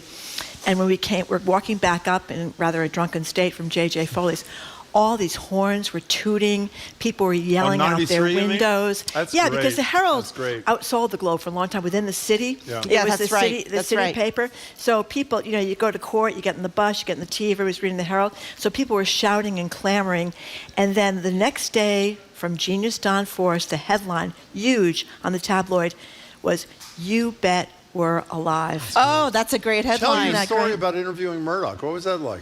Oh, well, they sent me out to interview Rupert Murdoch, and he came in with his wife, his first wife then, Anna Murdoch, the mother of these 3 children. He came in. He was with this other guy, Rabinowitz, who became the editor of the paper, and a guy, Martin Fishbein. You may remember, he was in a car with Jessica Savage, the great newswoman, and they were dating, and they left a restaurant and drove into a canal, and they both were killed. So anyway, so I followed him around incessantly asking him, and I'm like 25 years old. How did he treat you? Well, he dismissed me after I said, And Murdoch's Australian, right? You got enough questions, kid. You got enough questions, get out of here. So, but it was great. I got to meet him. But the thing was, you really right away knew that his operation was not on the up and up, because I remember covering a story right after he got there, WCVB tragedy, a helicopter pilot was killed flying the plane to some place in New Hampshire, I think it was. So I'm writing the story, and one of the guys comes up, one of these Australian or British guys comes up and says to me, we understand that there was a school right next to where the helicopter crashed. And I said, yeah. He said, well, it would be a great headline, "Pilot Sacrifices Life to Save Kiddies on Playground." And I said, well, no one's telling me that there was anything to do with kids sacrificing his life to save the kids in the playground. He says to me again, what a headline, "Pilot Sacrifices." So what did you do, Marjorie? You know something? I think what I did was say, I can't write this story. You got to get somebody else to write the story. I think I did a withholding of the byline situation, but I did not write that story. What was the headline? You know something? I tried to find it this morning. I can't find it. The Herald's archives are so bad. But basically, they were coming from British and Aussie tabloids. The truth, really, even back then, was not their main interest. As Frank Phillips said, they wanted the story about the savage kiddies killed on the expressway, and not a story about the state budget. Since you're telling such beautiful anecdotes about the Herald, I should say and show I have some self-restraint. Unlike other times, I'm not going to mention that Marjorie, after having worked there 30 years, gets a voicemail while we're on the air. I'm not going to mention this. From her boss, Joe Shaka, saying that he is cutting off her health benefits. And she was the health care provider for 3 children. After having worked there for 30 years. It was HR that left me the message, actually. Oh, I'm sorry, it was HR. But one last thing about Murdoch. So he gets courted by this genius. 3 kids, 30 years, they cut off your health benefits. Wow. By voicemail. Nice place. While she's on the air, knowing she can't answer her phone. What do you mean, okay? Let's get back to the Murdoch coming in. So Don Forst, a total genius. He did all the great headlines. Village Voice, right? Village Voice, New York Newsday. He wrote headlines like for the Klaus von Bülow trial. Some older people may remember that. Made of Steel Won't Bend.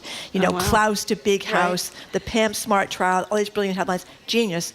What does Murdoch do after he courts him? fires him like almost immediately. Oh. Yeah, so big Wow. mistake. Wow. Okay, so Shirley Leung. Sorry, I went off on a tangent. No, there. that was I a good- love great hearing stories. these Murdoch stories. I mean, the other thing that Larry mentioned, that he also bought the local Fox station. He owned the Fox station That's for a while. right. 25. And made a big impression, Huge. kind of really, more aggressive, bringing more entertainment to local news. So he did have a role here. He ended up having to sell the Herald and TV Because he of was, Ted Kennedy. Right. Saying you can't have cross ownership. Right, he was buying a lot of other properties. And just one last thing, he came in with these Aussie brick guys, and it was so crazy then at the Herald that a lot of the advertisers like Fine's and Jordan's were a little upset with these crazy headlines in the front. And then they toned it down a little bit. And then that was the time when the Herald was really in its heyday, doing great stuff. When Pat Purcell was there, and Andy Costello, Kevin Convey, those guys were all the editors. Okay, so I'm going to give you a task that I hope you can fulfill as a crack business columnist. Everybody has seen a headline in the last couple of days. Dana-Farber, one of the most revered institutions, obviously on the cancer front in the world, is engaged in some business changes. And I think everybody wants to know if it's going to affect care, what's the impact going to be in a whole variety of ways. Can you describe, sort of in Cliff Notes fashion, exactly what happened? Well, the surprise a couple of days ago? So Dana-Farber, the leading cancer center in our region, perhaps one of the world, right? They have a long-time relationship with Brigham Hospital, and so when you go see your doctor at Dana-Farber, if you need surgery or you need other additional medical procedures, you do them at the Brigham, right? And so I think they're joined by a bridge, they're connected and they sit together, and they've been together for decades, and they were negotiating their next contract on how they're going to work together, and apparently, I think Dana through the years has said, maybe we should look elsewhere for another partner, and this time they really decided to divorce the Brigham and get engaged with Beth Israel. Without telling, while they're negotiating a new deal with the Brigham, at least that's what I read. Well, Joan Vanocchi is reporting this week that the Brigham board knew that Dana had been talking to Beth Israel. Did they know they were going to leave? They just weren't listening. They didn't think they would ever leave, so they didn't worry, Yeah. And so it was almost like almost an arrogance that, they would never leave us. Well, how could they ever leave us? And they did. What's it mean the primary thing for most lay people is not the business issue. Obviously, the bottom line is about money. They're going to say it's about quality health care, making more money. What's the impact, or people suggesting, for healthcare for people I think it's whose going to lives be depend upon this? In the short term, it's going to be chaos for doctors and patients. I mean, think about all the doctors who now have a relationship with Brigham and Dana, right? They're now going to have to choose. Do I stay with Brigham? It's not happening immediately, but there's a transition. Right. Do I stay with Brigham, which is owned by Mass General Brigham, a much bigger network, or do I go and leave Brigham and I go to Beth Israel, which is the second largest hospital network? And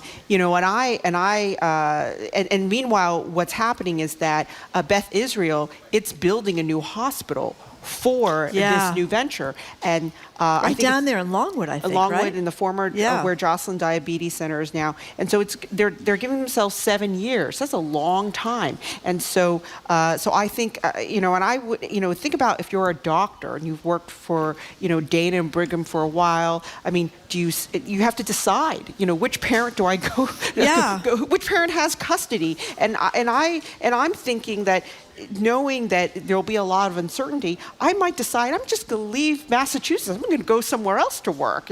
Forget about this. It seems to me, I don't know if it's Glimcher, right? Yeah, she's Jake Auchincloss's mother, right? Yes, Lori Glimcher. Yeah. She's head of Dana. It seems to, I'm sure she's sent out a letter, but whether it's her, whether it's Governor Healy, there's got to be, I think, some assurance given to people, again, whose lives depend upon the brilliant work at Dana-Farber, that patient care is not going to suffer as a result of this. Maybe we'll talk to Governor Healy about this on Tuesday. You should. But no, I think this is just the beginning of the story. I'm not I'm working my own angles on it and have my own thoughts. But yeah, I think it's just the beginning of a long, messy divorce. Yeah. So before we talk about your work off the column, standing over there is our former boss, John Abbott, was the president and CEO of GBH for a century, who actually looks like he left in December, and he actually looks like he hasn't shaved since he left. Look at that shirt. You look fabulous. Have you ever seen him wear a floral He shirt never did like that when he was working here. Floral, pink and blue. It's That's very really California. turning red, you know what I mean? I know, Well, very that's sort of, California. he says he lives in California. Who knows? John, it's very nice to see you. He looks like he lives Really in the Caribbean. wonderful. Maybe he came from Jamaica or something. You know, you did a Globe Summit thing. Linda Pizzuti puts together this Globe Summit 3-day thing with wonderful CEO of the forums. Globe, yes, I've watched yeah. a bunch of them online. You did a thing with Makiba McCreary from the New Commonwealth Racial Equity and Social Justice Fund. I think I got the name right. Yep. And one of my favorite interviews I've ever done in my life, Devin McCourty, when I had Devin McCourty in Greater Boston, it was not about football. Obviously just retired last year. His social activism is so real and is so heartfelt, it almost makes you cry. He was then working within prisons or something around the DA debates, the district attorney debates. He moderated That's a right. debate back It's in incredible. 2018. The Democratic primary went to some school, That's what right? it was, yeah. And I couldn't believe it. Moderated a debate of Suffolk DAs because that was that part of that movement where What a difference a DA makes. Exactly, to the exactly. So what was I've only read the story. I haven't watched it yet. What did you do? The video. I don't think the video is up. So, I've been covering the NCF, the New Commonwealth Racial Fund, since its birth back in 2020, right after George Floyd murder. 18, 19 Black and brown executives got together and said, "We are going to launch a fund. We want to support Black and brown led nonprofits that do the work of racial and social justice in Massachusetts," and they set out to raise $100 million. And Devin McCourty just joined the board. That's He great. retired this year, and he joined the board. And so the whole panel of Globe Summit, and there were like thousands of people, 3 days. It's an incredible summit that we do. It's a hybrid event. Yep. Thousands of people tuned in online. We had some people in studio at City Space down the street. But anyway, but Devin talked about what it's like using his platform as a pro athlete to talk about social justice. And it was a great, I never met him before. Like you had him on Greater Boston. It was incredible. He was so down to earth, so authentic. He's the real deal. What did he say to you was the most important thing he's achieved? You told me this morning. Yeah, so I said, what are you proud of so far? And it's the commuting the sentence of William Allen. Yeah. And so William Allen was like, not quite an accessory to a murder, but he was at the scene of a murder. He was engaged in a burglary, and somebody was killed, but he wasn't involved in the killing. He wasn't involved, right, but he got tagged for murder. Felony murder, and so he's spending life without, spending his life without parole in jail. And I think the guy who committed the murders actually had a shorter sentence, and so that happens a lot. Because he would not plead guilty to the murder, if I recall. Guilty because William Allen's like, I'm innocent, and so there was an effort to get his sentence, to get him out of jail, and to get him pardoned, and so. You know who his chief lawyer was? Who? Bob Cordy. Oh, former I didn't know justice that. on the he was on my show too. I didn't know that. He essentially, I believe, pro bono, worked for I didn't know years that. with some other lawyers to get Allen his commutation. So anyway, so I think it was Rashawn Hall, formerly of the ACLU, said to this was in 2020, said to Devin, I want you to hear about this case. And I think you can make a difference if you get involved. And Devin's like, I don't know. This is, a lot going on in his life. And he's like, okay. So he got on a Zoom with William Allen. And he was surprised. He's like, I don't even know how we got on a Zoom from jail. But he's talking to him on Zoom. And he didn't even have his name on the screen, just a number. It's like, that's how you were treated in prison. You're just a number. And so he decided to to write letters or I don't know if it was writing letters, but he was very outspoken about freeing William Allen and Governor, and it worked. I mean, he was part of a team that convinced Governor Baker to commute a sentence, and now he's free. And he was on the Patriots a lot. It isn't like he was an independent citizen. Right, While an athlete, he was taking this risk to defend the rights of this guy. Right, and that he said that was, it felt like that was like more important than any Super Bowl win. That is a really beautiful story. And but he was great. He was so down to earth, and now he wants to continue his social activism. And the other thing he told me was really interesting. He said that when he played all 13 years in the NFL with the Patriots, and when he first got there, he said it was all about football. No one was talking about social justice, and so he had to kind of get a very warm, convince others and his teammates this is important. We should speak up. And so by the end, he's part of this thing called the Players Coalition. They were active on a lot of different fronts. I mean, he testified on Beacon Hill for education reform, and so. But he was terrific. And one more thing on Devin McCourty, which was when we were doing our prep call, one of the first things he said to me was that, and I'm glad he brought this up. He said that. His generation right now is very active. They will speak out on racial justice, social justice. But the previous generations, you're thinking about like the Michael Jordan, Tiger Woods, they kept quiet. Yeah, they did. So when he remember Michael Jordan's quote? Republicans buy sneakers too. That's right. Yeah, that's right. And so he said he had to look to the Bill Russell generation, the Muhammad Ali, for role models. And so, but now it's great. Now you have him, you have Jaylen Brown, you have LeBron James, you have Colin Kaepernick. So it's a great time for these athletes to use their platforms. Okay, we are out of time, but I want to give a plug to your podcast. I love the one with Joan and Kim Atkins. They're great, but I really love the one with Heather Cox Richardson, who has a great column on Substack. We'll talk about that next time, about her analysis of why people can't give up on Donald Trump. I thought was you guys should have her on. She has a new book coming out. It's funny you should say that. Before she had 1 million subscribers in her Substack, where did she first appear in the media? I can't remember. It's all about Jim, of course. Yeah, it was on Greater Boston, that legendary show, which is no more. So you discovered discovered her. You. I wouldn't say I discovered her. I would say she was nothing until she appeared in Greater Boston. Stage. But she's great. She's terrific. She's great. You guys should have her. Yeah, we should have her. By the way, the podcast is, I'm not a huge podcast fan. Your podcast is fabulous. Yes. Thank you. It's really terrific. Check it out. And thanks for the check it out. Let us know what you think. Shake Shack chicken sandwich. Say more with Shirley Young. Shirley, see you soon. We've been speaking with Boston Globe business columnist Shirley Young. She joins us every week. Her new podcast is Say More with Shirley Young.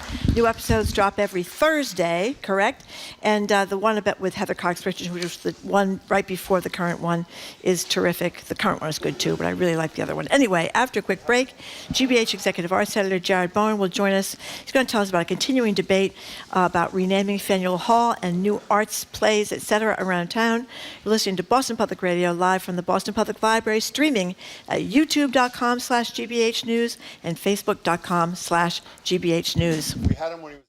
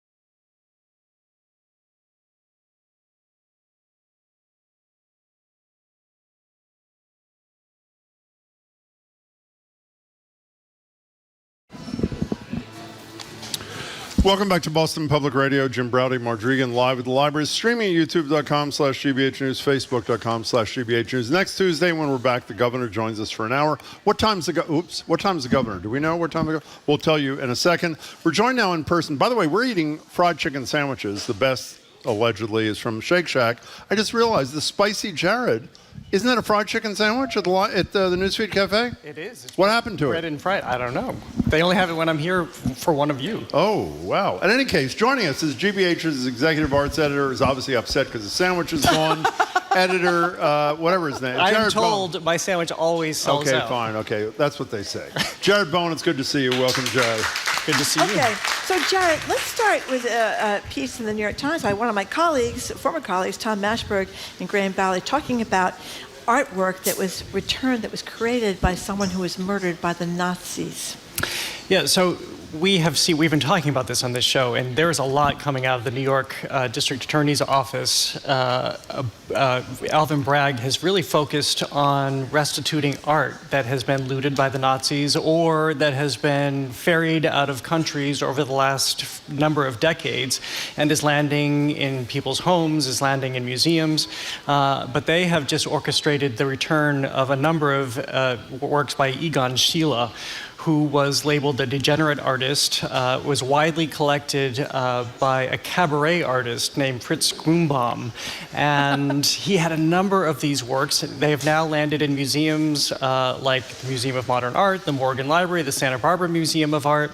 But this is a very clear-cut case because what had often happened to collectors and owners of art when the Nazis took hold, so again, to remind people, the Nazis collected a lot of art. I say collected, they took a lot of art because Adolf Hitler wanted to build this giant museum and or they wanted to sell off art so that they could raise funds for their efforts. And so in this case, the art was taken directly from Grunbaum's wife and went directly into Nazi hands. So it wasn't like they had this question about, well, did they sell it? What was the motivation for selling? Because they often try to parse this to say, well, this was acquired legitimately when often it wasn't. But in this case, a number of these works are going back and they're about to be, some of them are going to be auctioned by Christie's later this year to, in part, will fund a scholarship in this cabaret artist's name for young musicians, which is fabulous. What's the word, provenance? Is that provenance? Yeah. Provenance. That's the lineage of the whatever.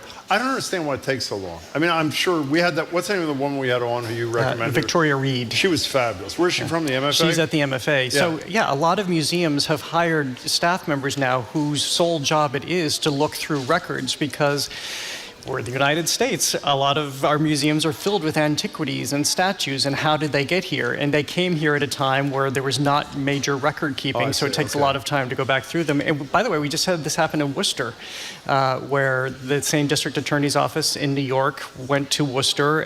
They told them that they had a bronze bust that was likely looted from Turkey. Worcester looked in their records, realized that they couldn't prove that they had acquired it legally back in 1966, so looking back 50 years ago, 60 years ago, and thought, of course, with our new ethical standards, this is the right thing to do, to return it. You know, I wasn't listening to everything you said because I was eating a chicken sandwich.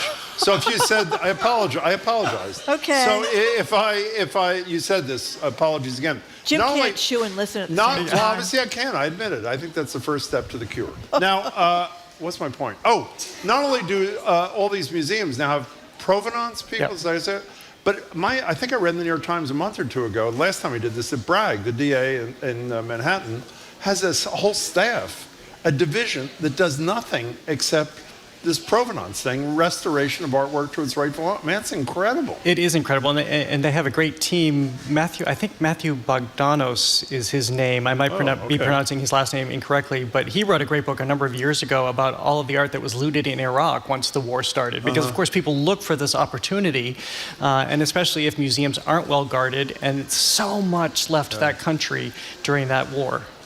So, Jared Bowen, we have talked a lot about, or I haven't, but people that make these decisions about renaming Faneuil Hall because of Peter Faneuil's extensive role in bringing slaves here from the Caribbean and parts of Africa. And a while back, Stephen Locke proposed this Faneuil Hall. He's an artist, slave memorial, and there was a lot of upset and opposition, including from the NAACP in Boston back 4 years ago. We're going to play a bit of what Stephen Locke, said to you this summer about this. I think that people in Boston had an agenda about something that had nothing to do with me, but because I was out front with trying to propose a different kind of object, I think that a lot of that opprobrium just fell on me because I was a very handy scapegoat. I think that people have just become deeply unkind, uninterested in conversation. You know, I don't like to call it polarization. I just think it's cruelty, and a lot of it is cruelty driven by social media. You know, obviously he's very devastated by what happened. So give people the backstory here. Well, I think it's important to talk about this right now because the Boston Globe recently did a major story on the history of Faneuil Hall and Peter Faneuil. And Brian McCrory wrote the piece. Exactly. Yep. And there has been, as you said, Marjorie, this major debate about whether Faneuil Hall should be named because we now know that Peter Faneuil was a slaver and was, as a very wealthy merchant in the Boston area, he was very responsible for bringing enslaved people here and the selling of enslaved people. And his name is on Faneuil Hall because he's the one who gifted that building to the city of Boston, again, as a very wealthy merchant. 5 years ago, it was actually on this show with Mayor Walsh when Steve Locke introduced his notion of how do you reconcile this history of Faneuil Hall and this name. Steve Locke is a black artist. He was an artist in residence in Boston at the time, and he did a lot of research to understand Peter Faneuil's history. And Steve Locke's notion was, don't change the name, but let me answer it with this memorial that I have created. It was never executed, but this is something he devised. And let me just pause to say, I'm bringing this up because none of this was mentioned in the Boston Globe article. And because Steve Locke didn't have the opportunity to ultimately have this installation created, I do think it needs to be part of the debate because he had a point of view about this as we continue to have a dialogue about the renaming of Faneuil Hall.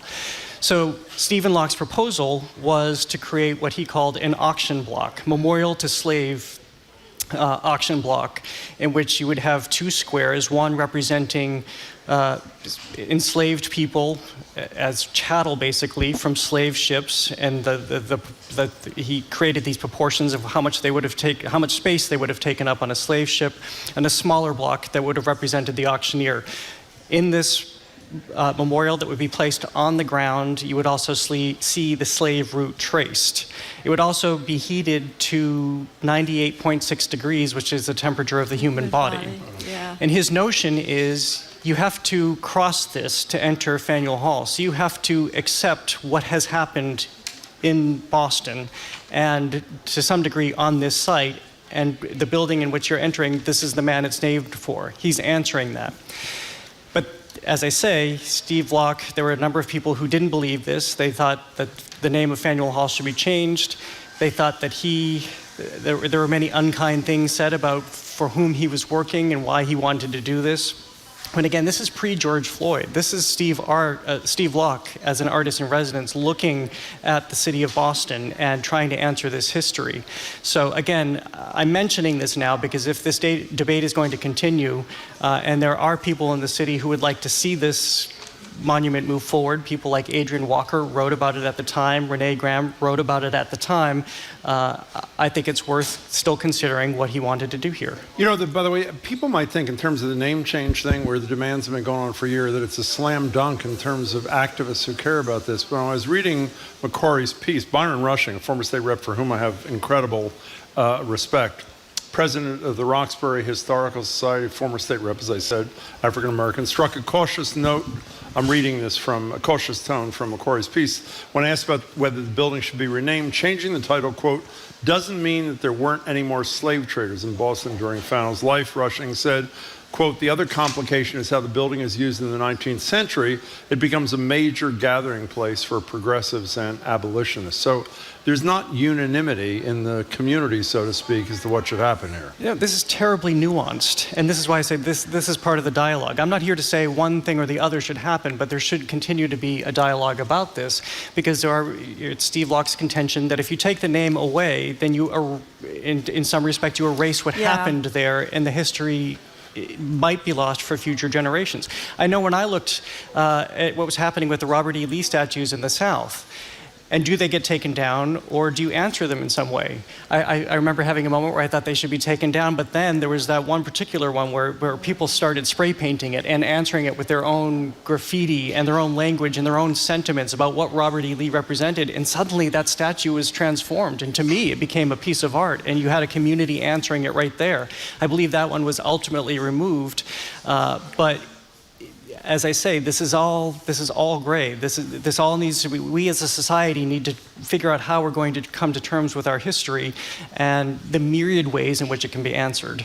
So, Jared Bowen, you said you're really excited to talk about somebody who I never heard of.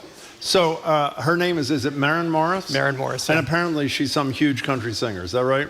So to get us in the mood, here's a small bit of Get the Hell Out of Here by the very same Maren Morris. Here it is. Watered the garden but forgot to fill the well. I fed all my good intentions while I starved myself. I'm actually embarrassed. She's great. She's really good. Okay, enough of that. Why? You heard it. You heard it. I mean, it is what it is. Why are we talking about her? What has she done that I think made you happy, from what I recall? Well, she's done something very, very interesting, which is she recently came out in a in the LA Times interview and said that she's leaving country music. Because she can no longer reconcile what she described as the misogynistic, homophobic, transphobic, racist language coming out of so much of the music and some of the artists in that community. This has been talked about more and more, especially over the last few years, that you see women and people of color and gay people not having a large presence in country music. And to some degree, it's even being weaponized, which I think is interesting. Oliver Anthony, he had the song Rich Men North of Richmond, which if you watch the first Republican debate... It was the first question, wasn't it? They played his song and asked each of the candidates to respond to the sentiments he had in his song. And then he came out after, and he was really infuriated that his song was being used, it was being appropriated for a party he didn't see himself aligned with. So now she's stepping forward as well and has had a lot of blowback. But part of the song that you just played is Get the Hell Out of Here. Part of the lyrics are, the more I hang out here, the less I give a damn. And so she's moving forward. And interestingly, she has partnered with the same producer of the group formerly known as the Dixie Chicks, now known as just the Chicks. We remember what happened with them. With the war in Iraq. Exactly. Yep, and they were blackballed for quite some time. They were blackballed. They had to kind of reinvent themselves and change their music. There's a fabulous documentary about that. I can't think of the name of it. If someone can find out what it is, Jamie, it's spectacular. But go ahead. But she has decided that she's going to use her platform to call out some of the horrible content that she sees coming out of, again, some artists, not all, but some. There was a big back and forth with Jason Aldean's wife criticizing her for what she believed was Maren Morris's progressive stance. Tucker Carlson then labeled Maren Morris a lunatic country music person, which she was able to turn around and own. I think she sold merchandise with that label because she's very smart, and decided to own it for herself. But she is drawing attention to this, and she's trying to change the dialogue. And Aldean did try that in a small town, which is grotesque. Yeah, it was horrible. By the way, we should say that people probably know, but they don't. Dixie Chicks' song was "Shut Up and Sing." That is their rejoinder to the attacks that they got. It's a great song, Chicks by the way. Right. What does it mean to leave country music, though? I mean, I admire. What does that mean? What do you do? Well, I think she's. Well, you don't know either. This is a pop music producer, so she might kind of change her tone. I don't think she's going to leave her ultimate vibe. But interesting, I love this too. She just announced that she's doing this small intimate concert in Chicago next month, and proceeds from every ticket will go to GLAAD. Good for her. She's carving out a new space. Okay, so we have some new shows in town. You want to tell us about POTUS? Or behind every great, dumb, whatever, are 7 women trying to keep him alive? Yeah, this is a hilarious new show at Speakeasy Stage Company, and it's playing through October 15th. And we never actually see the president in this show, but instead it's focused on the women around him. And the president has just created this major scandal for the women in the West Wing. That would be his wife, the First Lady, his press secretary, his chief of staff, his sister, who suddenly just liberated herself from jail prematurely before the pardon he's supposed to give her.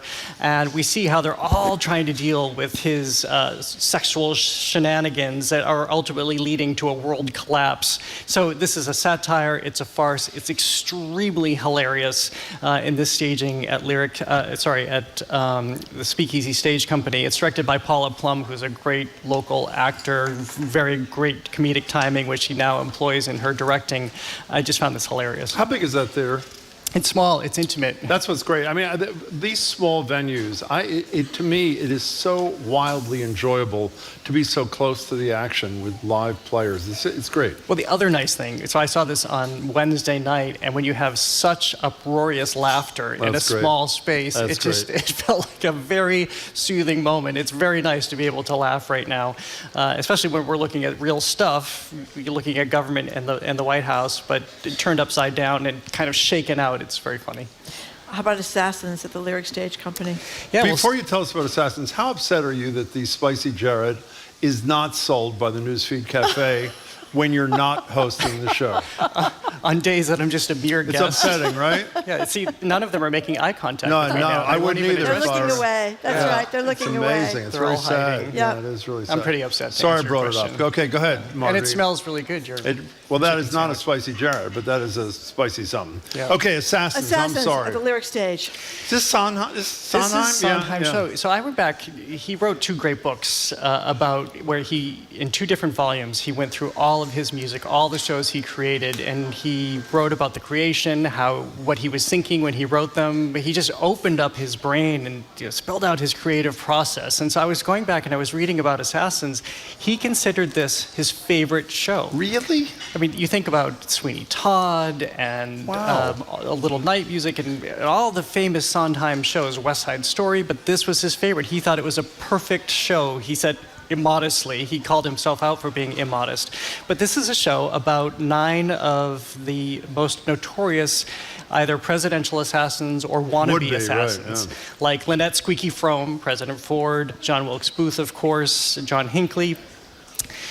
And this is why I think the power of theater is so strong, because I've seen this show a number of times. It came out in 1990 and is staged every now and again. And every time I have seen it, I've seen it through a different lens. I remember the last time I saw it, I think it was a production at New Repertory Theater. And it, for me, and maybe where we were as a society at the time, it really made me think more deeply about the disenfranchised and the way they want to express themselves, not justifying it, but what they feel they need to do to stand out in the world. And this is the case with some of these assassins. This was their true story. This is different this time, Assassins, seeing it here in 2023, especially with a figure like John Wilkes Booth, who was all about his own government and taking down Abraham Lincoln, basically in insurrectionist movement. And it was chilling to watch this today and to understand again so deeply how there have been so many figures throughout history where this was their aim. Of course, history, as we know, rhymes, but I thought it was especially resonant right now because it's also a very terrific production at the Lyric Stage Company. Very, very, very also tight. Through October 15th, Also right? through October 15th, yeah. Huh. And we got one more here, but we're almost out of time. Why don't we, should we hold this because it's there at the MFA till February? Do you care? This tiny? No, we can hold it. I mean, it's there till February 11th, right? Well, we can mention it. Well, why don't you mention it? Go ahead. What is it? It's a show of miniatures. Yes. You'll see even Picasso and but we'll talk about it more next week. It sounds so neat. It's very fun. Okay, well, we'll wait till we can give it justice and not rush through it. Thank you very much. Why is John Abbott, our former head, why is he here? We were just hanging out. No, I don't mean why is he talking to you. Why are you here? Can you yell it out? I don't think so. Nice try. I didn't know he was still here. He just yelled to see you, which is total BS. Okay. So in any case, I'll point out that he beelined for me. Yeah, exactly. He is Jared, it's nice to see you. extremely California. Be well. Okay, we were speaking with Jared Bowen, Executive Arts Editor at GBH. After a quick break, Michael Curry from the Massachusetts League of Community Health Centers and the NAACP joins us. He's going to talk about this historic health equity bill and what happened at a hearing up at the State House, and an inquiry into the anti-racist efforts at BU involving, what he's going to talk about when he's here. There's an inquiry about this big event thing up at BU. Michael's next. Don't go away. You're listening to Boston Public Radio, 89.7 GBH.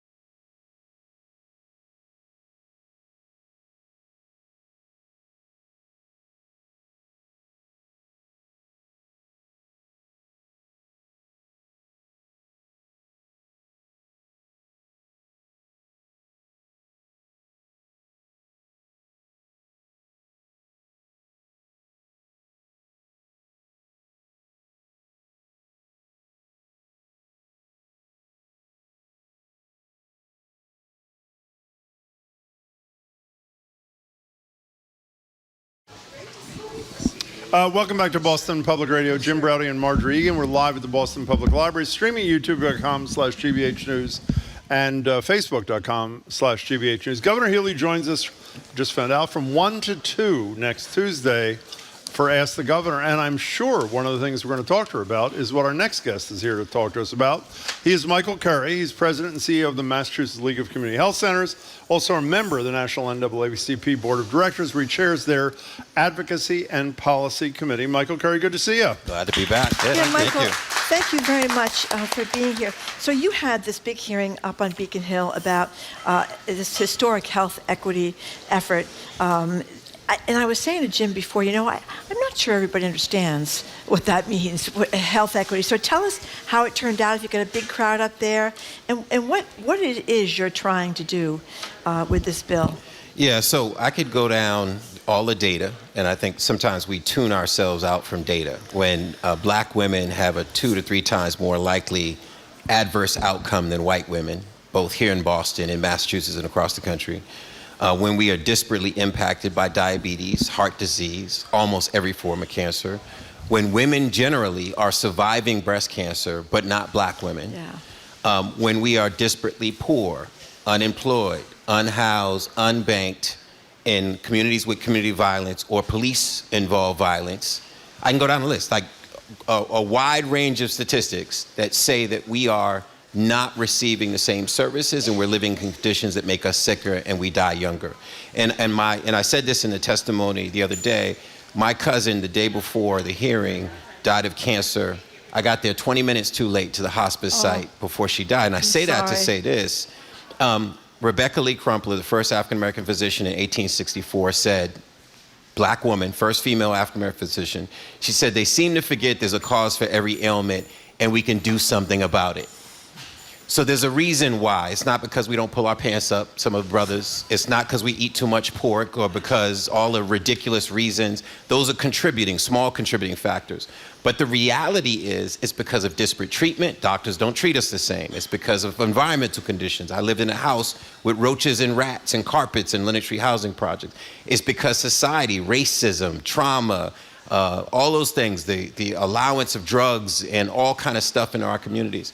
This is what this hearing is about. We have an opportunity for the first time in this country's history and in Massachusetts history to eliminate health disparities. We dream big in Massachusetts. We don't do small stuff, right? That's why we did health reform in 2006. If we did all these really seismic shifts in policy, why can't we do it with health equity? and address those issues. That's what the hearing was about, and it was a phenomenal day, packed with people from all over the Commonwealth. The Attorney General, Andrea Campbell, testified, kicked off the hearing. It was hospitals, it was health plans are submitting written testimony, it was advocates, MIRA, the Immigrant Rights Organization, it was Healthcare for All, it was Mass Public Health Association, it was our public health organizations. It was a phenomenal, Dr. Oji Kutu from the Boston Public Health Commission.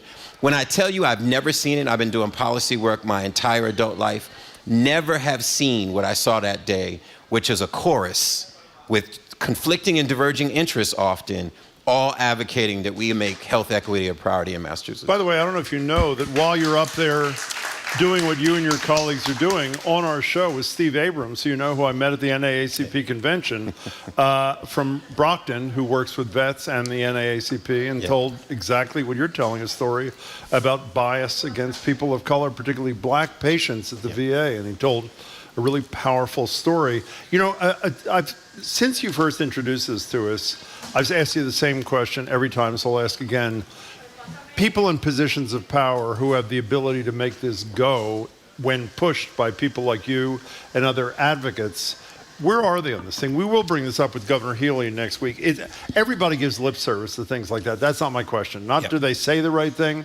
Are they willing to put their money and their power where their mouths are? It's an interesting question because I'm thinking about last night. Last night I was honored by the Massachusetts Association of Mental Health. I received one of their awards. Congratulations. Yeah, thank you, along with a phenomenal leader from Pine Street Inn and Dr. Churchwell, Kevin Children's Churchwell Hospital. from Children's Hospital. We were the 3 honorees.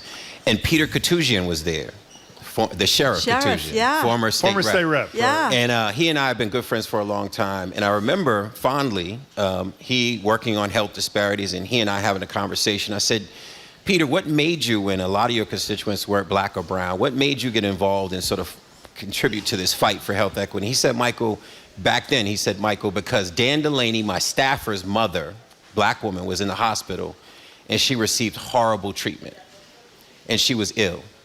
And he said, when he shared that story with me, I decided I wanted to pick that issue up and fight for it. The issue is that too many people say, well, that's not my community. I'm not black.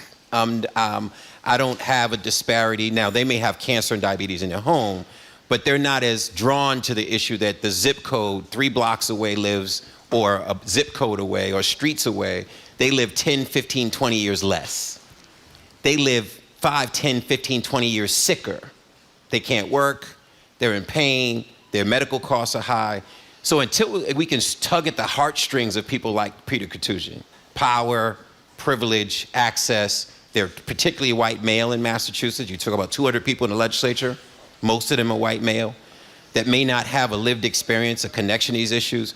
We got to create a case. Now, sometimes that case is a motive appeal to say, hey, I want to introduce you to my cousin, baby sister, we called her, Adam May.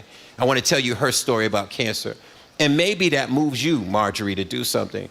But I may have to tell you that it costs us $5.9 billion a year to not address health equity in Massachusetts. So we pay now, meaning you put the resources and attention now, or you pay greater later when they're in an emergency room or they're costing the Commonwealth more. That may be the appeal for you, but I got to tell both stories. So the answer to my question seems to be there's a lot of work to do. Is that what I draw from that? It is a constant battle to make sure that we get the support to make this pass within this legislative session. And I feel like we're pushing the rock up a hill, and then we hear the Speaker and the Senate President and the leaders say, no, we want to get this done. That'll be the rock going down the hill, and we'll have that momentum. If people want to read about this thing, I asked you this last time, what's the website where everything is described? Do you know in your head? Yep, healthequitycompact.org. Healthequitycompact.org. It's all there, yep. And I just want to add, you know, when you hear stories about, like, the Serena Williams, a great tennis player who's obviously got more money than God, she's a rich woman, black woman, about her problems in the healthcare system. I mean, it's racism. It seems to me. It's different attitudes about that. We've talked about this before, on how much pain you can endure if you're black, which is baloney. You know, not having enough doctors. What did you tell us? It's 5% of the physicians are black in this country. So I mean, it's racism. And you know, I had a doctor, and I'm gonna say his name because wherever he is, he'll appreciate me saying his name. My primary care physician at Faulkner Hospital years ago. Dr. Starr. And I remember having a conversation with him. I had just read the Institute of Medicine's report in 2002 that said what all the activists used to say when I was a kid in Lenox Street Housing Project. Doctors don't treat us the same. They don't medicate. They don't believe our pain. We say we're in pain. And, we sort of hustled by them like they were crazy. They were militants. And then the Institute of Medicine, a government-funded sanctioned report comes out in 2002 that validates doctors don't treat people the same. And all of a sudden, I remember going to my primary care and I said, Dr. Starr, did you read this report? Do you know about it? He hadn't read it yet. And his initial response was defensive. He was like, no, I treat all my patients the same. The thing about Dr. Starr was if the guidance said, don't send Michael for a screening, he would send me anyway. Yeah. Because he knew I had a medical history of cancer in my family. So he'd send me for the prostate exam, though I didn't fit into that category. But he also came back and said, hey, I now read that report. I think he had understood it at that point. So I think what we need to do is raise consciousness that it exists, and then we have to put policies and practice in place to eliminate it. Okay, before we leave the topic, back to Healy for a second. Tell us the question that we should ask her, because if we ask her a question, and by the way, this is not in any way to denigrate her. It's like any politician. Do you support the health equity bill? Of course I do. Yep. Well, that's obviously not enough. What should we ask Governor Healy on Tuesday? Yeah, so one is I want to give her credit because shortly after she became governor, of course, she was her staff were engaged in the issue. Some of us were engaged in a conversation around who the Secretary of Health and Human Services should be. Including you. Including I was honored to be in those conversations. So she chose a phenomenal person in Kate Walsh that's leading it. Kate and I are in constant contact about these issues. And then the governor invited me and a small group of us from the compact to come in her office, and we sat, had a great conversation. She shared her concerns about some of the provisions. So I think the question is, can we get this done? And if we can, what will be your role in sort of moving the legislature towards getting this done? We know that if there's three arms of government, if the speaker says we want to get it done, the Senate president says we want to get it done, and the governor says we want to get it done, it will get done at some point. But it has to have all three.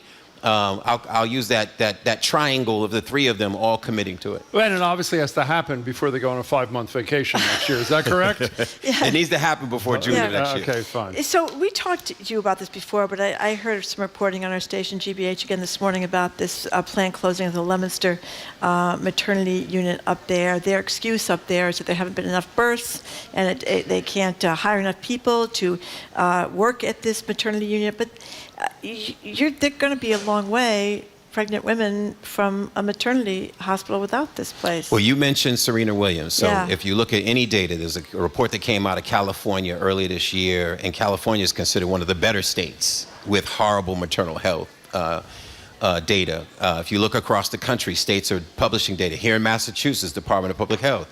Everyone's publishing this maternal health crisis we're in, where women generally are having bad outcomes in their pregnancy. That means in many cases, in some cases, women are dying and their babies are dying. And then if you dig into the data, black women are dying at higher rates and are having adverse outcomes. So the reality is, at the same time we're closing hospitals, maternity wards at hospitals, that doesn't make sense, right? It intuitively doesn't make sense. So the access becomes a problem. Now, you think about the quality of care generally. You need quality, you need access, you need to be affordable. One of the critical parts is access.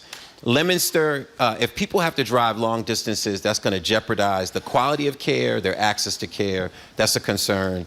And we've had about 11 closures in the Commonwealth over the last, say, decade or so. It's a concern. I think people are raising the right questions. I think having Mass Health get engaged in the conversation, say, hold up, we need more information. We need to understand why the decision is the right thing to do. We have a great regulatory framework here.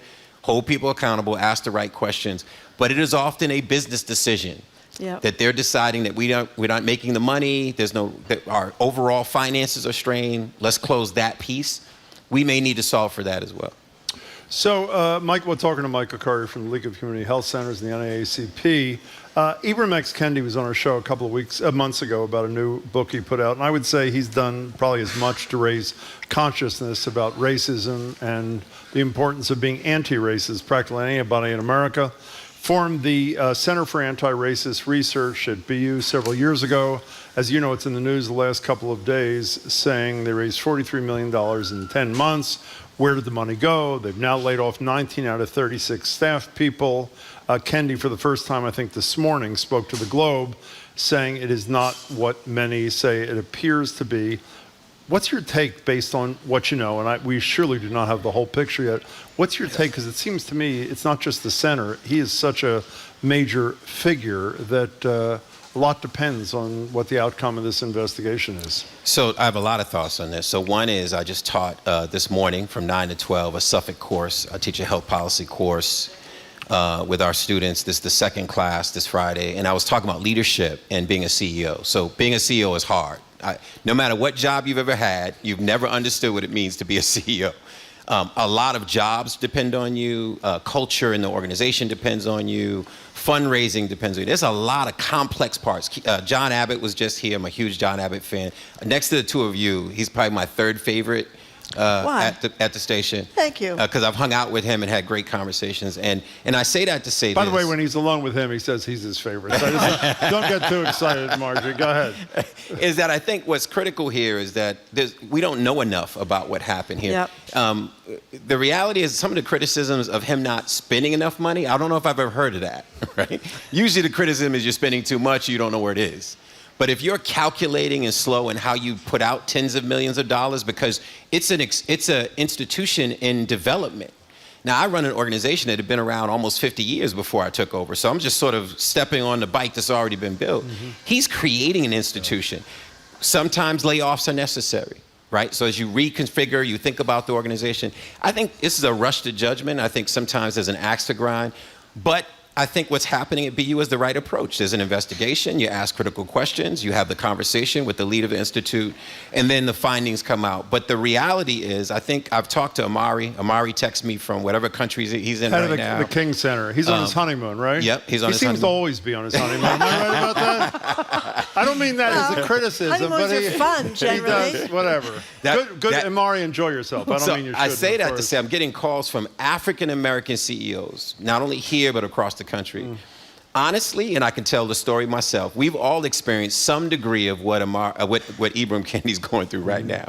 You take over an organization, I know people might not want to intuitively believe, but there's a difference when you're a woman CEO, a black CEO, a Hispanic CEO.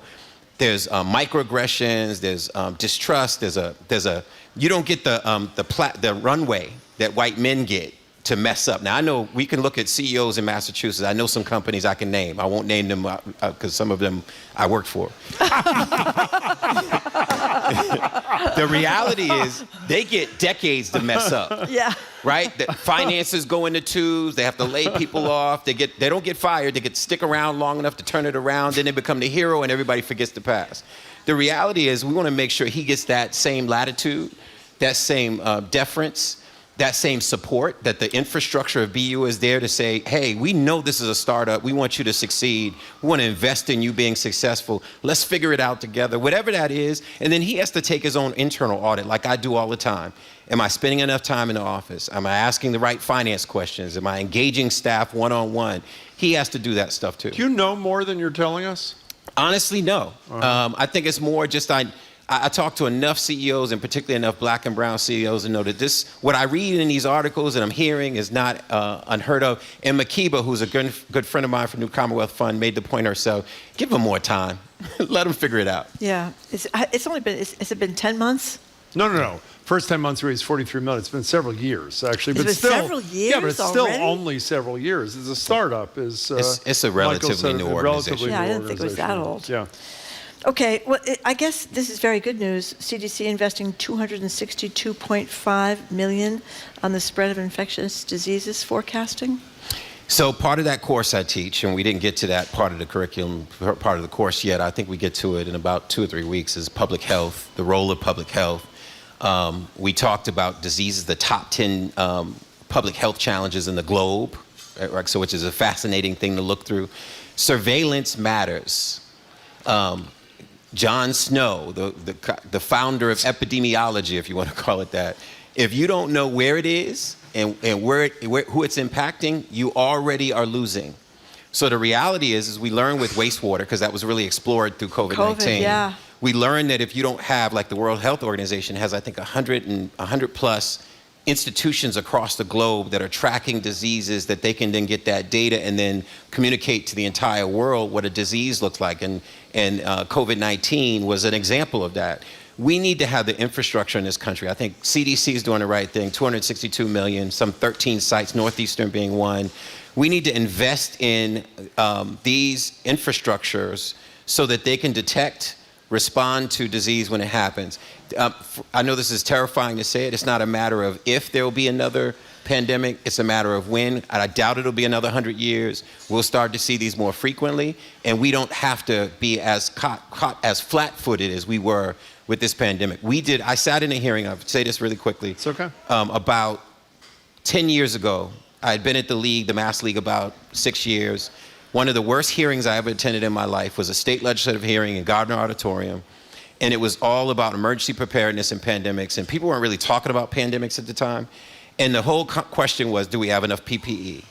What will happen when you can't come to the emergency room because they're going to tell you to stay home even though you're sick? And that people will die at home. And they showed like a cone of how many people would die at home. And when I tell you, it was terrifying to sit through that hearing. So we knew this was coming, and we still didn't have all the resources and tools. We still weren't prepared here and across the country. We still defunded our emergency response systems under 2 or 3 presidents. So this is an opportunity to at least get the surveillance right. 2 things, by the way. A ton of this $275 million is being spent in Massachusetts with organizations here. Yeah. And secondly, since he gets credit for nothing, this is Joe Biden making sure this third of $1 billion gets out. Now, Michael, I know you really wanted to tell us the names of the heads of the organizations you work for who are getting away with murder, but sadly we're out of time. So I'm really, you'll have to wait till next week. Yeah, that's right. Hey, before you go, that's the website. Somebody goes to the website, healthequitycompact.org? Healthequitycompact.org. Okay, they read it, they say, I'm interested, I like this, I would like to, what do they do? First and foremost, call your elected officials, call your state rep, your state senator, and say, did you sign on to the Health Equity Compact bill and act to address... whatever, it's on the site. Act to address health equity. Great. Say, did you sign it? And if they didn't say they signed it, say, I want to meet with you and discuss why you didn't sign it. And then you just need to talk about health equity wherever you go, and be prepared when we get the rock towards the top of the hill to really join with us and push it. We'll put a call out for people. Great. Michael, it's good to see you. Congratulations on the hearing. Thank you very much. Appreciate it. We're speaking with Michael Curry, President and CEO of the Massachusetts League of Community Health Centers, and he's also a member of the National NAACP Board of Directors, where he shares the board's Advocacy and Policy Committee. I think he advocates pretty well, wouldn't you say, Jim? I'd say pretty well. We'll see what so. happens here, and then we'll reserve judgment. Okay. We don't want to rush into anything. No, we don't. All right, okay. Coming up, it is the biggest trend on TikTok right now, Clean Talk. Billions and billions of views. We're opening the phone and text lines to ask, what is your relationship with cleaning up your house? Wait a second. Are you going to go home and clean your house tonight?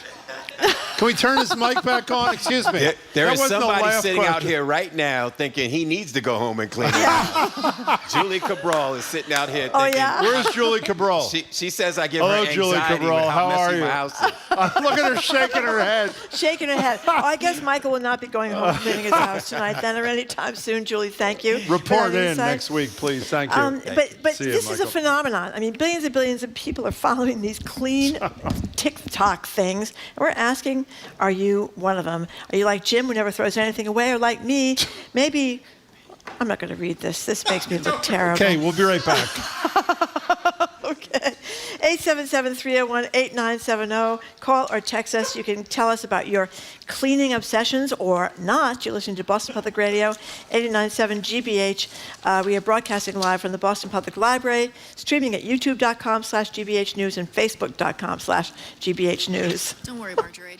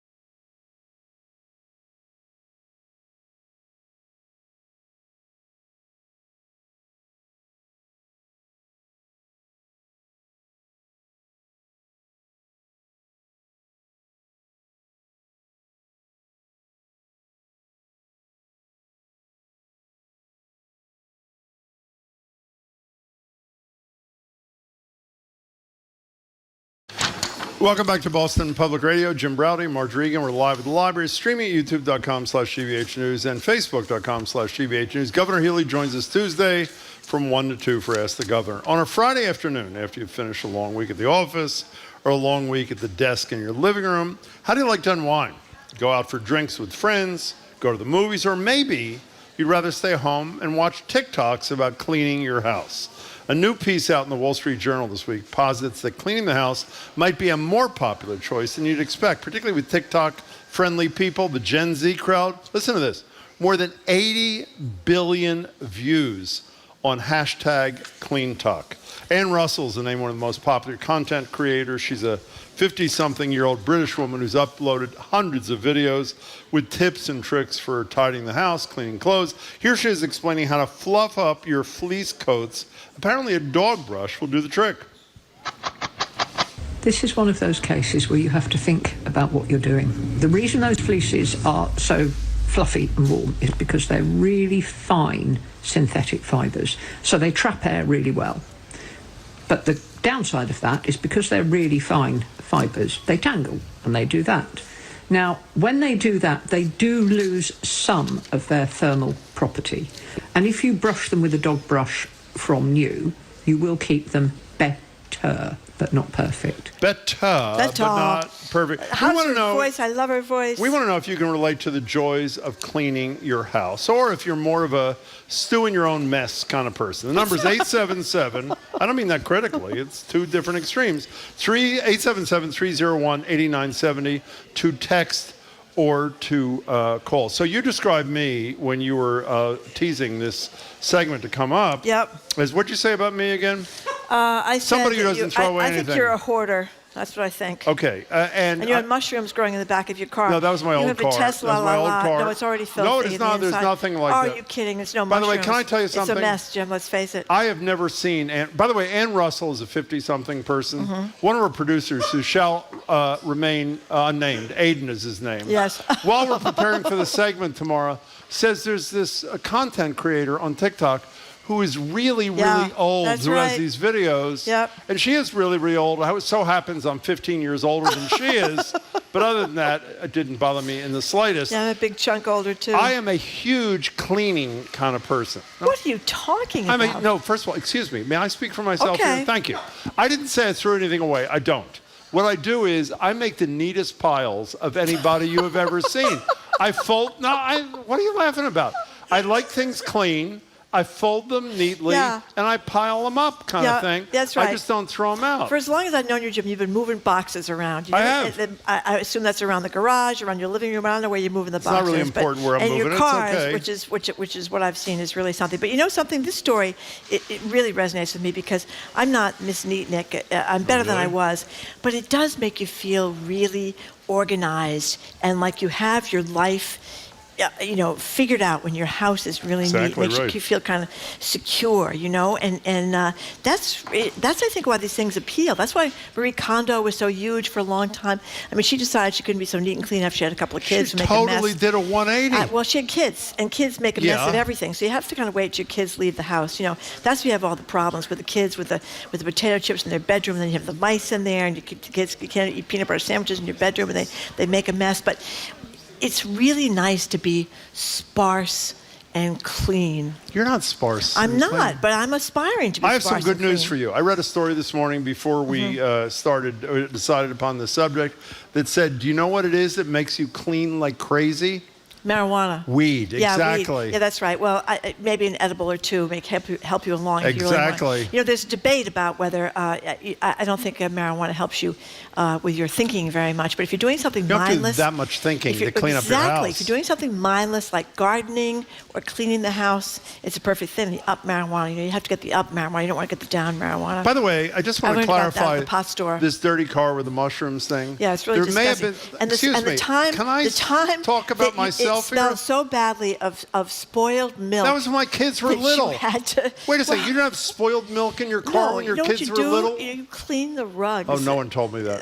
Now let me say one more thing. First of all, the test. You had to February to roll the window down, stick Am your I head going to get out to explain like myself? a dog. Okay, it was bad. I have to drive my head out the window. That was true. Okay, that was 2 cars ago. Let me just say this. While the last. Were you being poisoned by the fumes? That was the Volvo. I was being poisoned. I actually went to the emergency room. Hospital. I almost died. They said I drove the car. Well, that's funny. Listen to Margie laugh. I almost died in my car. Okay.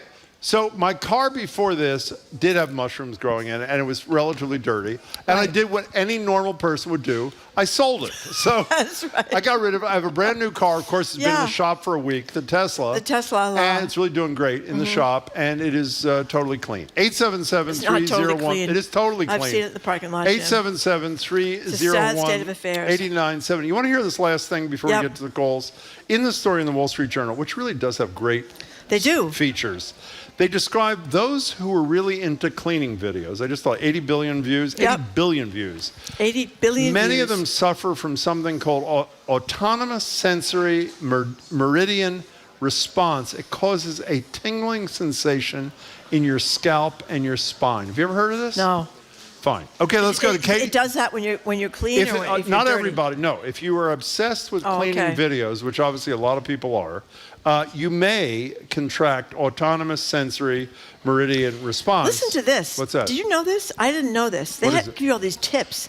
Like if you have sneakers that you work out in that don't smell too good, you put 2 tablespoons of baking soda in a coffee filter, tie it with a rubber band, and put them inside the sneakers to keep them smelling fresh. How do you like that? I think it's great. I've done that. I've done that many a time. Don't you get an enormous feeling of satisfaction though if you clean out like the pantry with the food in it? You know, you have it organized. With so the you have food in it, yeah. Yeah, so you have the rice over here, you have the Pantry peanut with butter food in over it, there.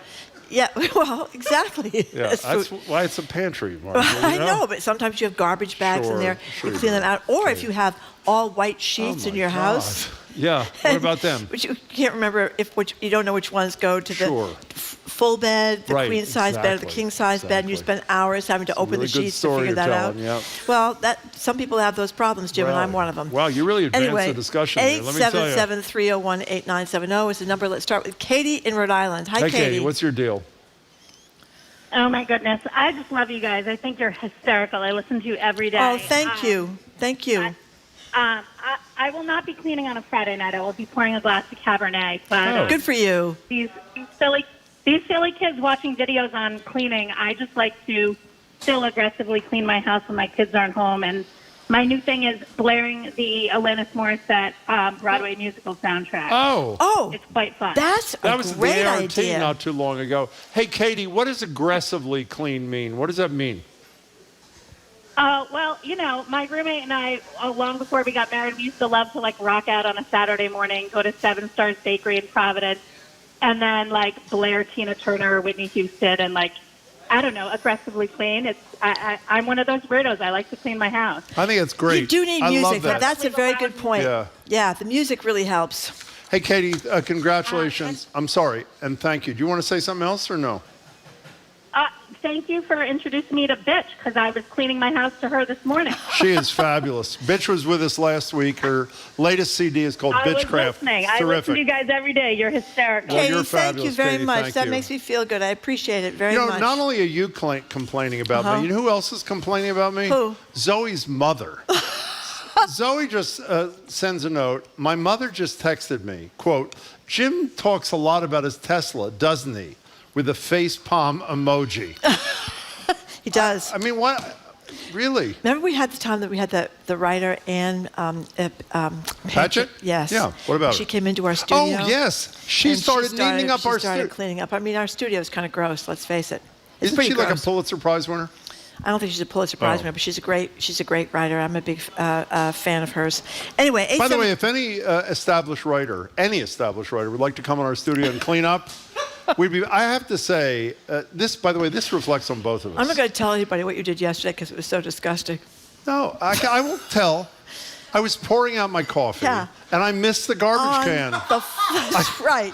I missed right. the garbage So can. you know how it's going to smell on Monday? It's going to smell like rotten milk in there. That's how by it's the going way, to smell. in all seriousness, today you're offending me because you only told half the story. Oh, what's the I other did half? miss the garbage can. Uh-huh. I spilled the coffee. I had to run, and I said, "Marjorie, can you please clean it up?"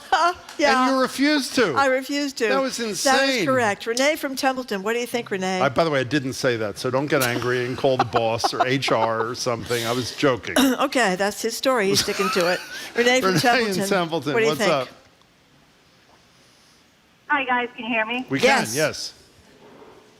Yeah, so I liked your last caller, how she aggressively cleans, because I'm pretty similar. I have a 4-year-old, so sometimes I have to pick and choose my battles on what, when, and how I'm going to clean. But cleaning gives me a huge sense of accomplishment. Me too. Yes. Me too. And like my Saturday mornings, getting the majority of the cleaning out of the way. Sometimes I don't get to anything in the week, but it really gives you a sense of accomplishment. And then after, you can take a step back, look at what you've done, and relax about it. And I get anxiety throughout the week if I'm like, I have to get to one thing or the other.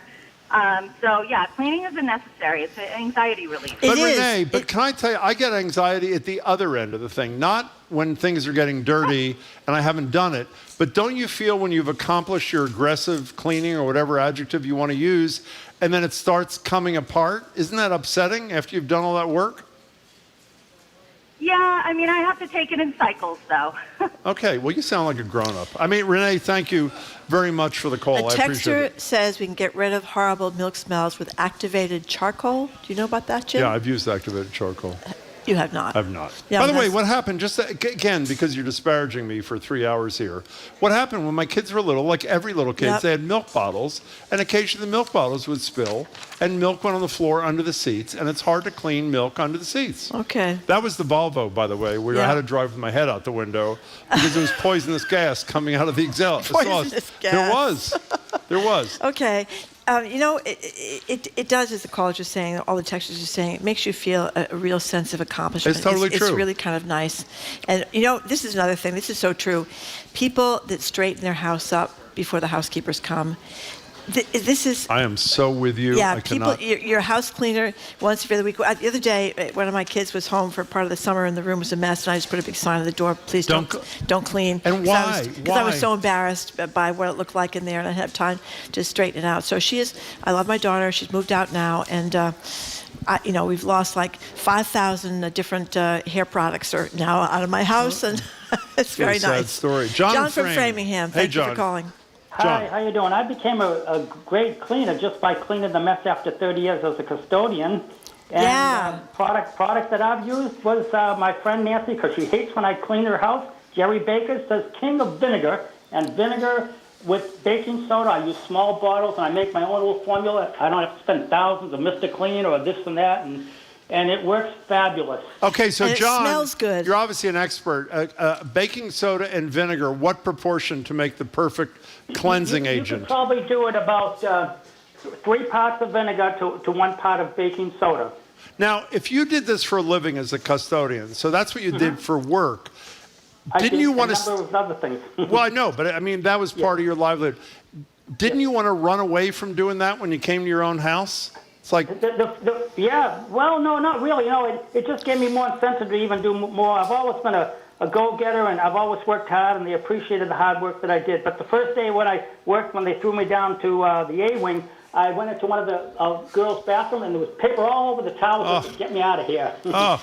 Well, John, thank you for your work, and thank you for your call. We appreciate when it. I was a kid, I worked as a chambermaid for a couple of years. Red Barn Inn or something? Centerville Motel, and then Centerville at Motel. old Sheraton. It's not a Sheraton anymore, but that was a higher-end hotel. The Centerville Motel was Whatever. much smaller, but my credentials, I got to move to the I got it. Sheraton. Okay, fine. Anyway, that's made me sinks. I have to have clean sinks. I can't stand dirty sinks, and that's, I think, from being a chambermaid. And you get really good at cleaning bathrooms when you're a chambermaid. Can I say something that's disgusting? But it's the end of the show, so I think it's okay. Since Okay. you mentioned sinks, you brought up sinks. Uh-huh. How satisfying is it when you pull, what's the thing called that is the stopper in the sink? The thing, what is it called? The drain cover? The drain thinger that goes into the thing. I don't know. Okay, so the water's not gone down there. Oh, yeah. Before you use The Drano, hair. you pull out Oh, the thing. the hair. How satisfying it is when you pull all the hair. I mean, is that one of the great feelings you can possibly it's have? like, do you go down with coat hanger? Oh, yes. That's how you get it out? Yeah. You don't want to have little male hairs, when they shave around the sink. You don't want have those. long women's hair No, you don't either, want long women's hair, but the little men's hair, because they get everywhere. How satisfying is that? Is that incredible? It's really satisfying. Jim, I'm going to go home right after the show and pull some hair out of the drain. Makes me feel very happy. And also, while we're at it, speaking of drains, we should have done a whole segment on drains. When that Drano, or whatever the product is, starts bubbling up, how excited do you get? Because you know that it's doing what it's supposed to be doing, right? And you get some nice hot water, pour it over the Drano. And then it just goes right down there. It's like a miracle, Jim. It is unbelievable. It's instant gratification. Yeah. There's a lot of great tips. People should read this story about tips. You thought they were horrible tips from that Ann Russell woman? Well, one of them I didn't understand. Well, explain it. Say it. I'll explain it. The bed bug tip. Okay, say it. You liked it, but I didn't understand what she meant. Why don't you read it? I'll explain it to you. Okay. You use where's the bed bug thing? Okay, fine. Bottom of the page. Bottom of the page. Yeah, the bottom of the page. Use less detergent. Oh, this is a good one. Use less detergent than brands recommend, since it's better for clothes, the washing machine, and your skin. Okay. You read the dwell time in the back of individual antibacterial sprays to determine when to wipe off. Okay, and to figure out if a hotel has bed bugs. You have to explain this. I don't get it. I'll explain it. You turn off the lights. Quickly pull back the sheet and slap a damp piece of soap. About? Soap. Where do you put the soap? On the thing. On what thing? On the other thing.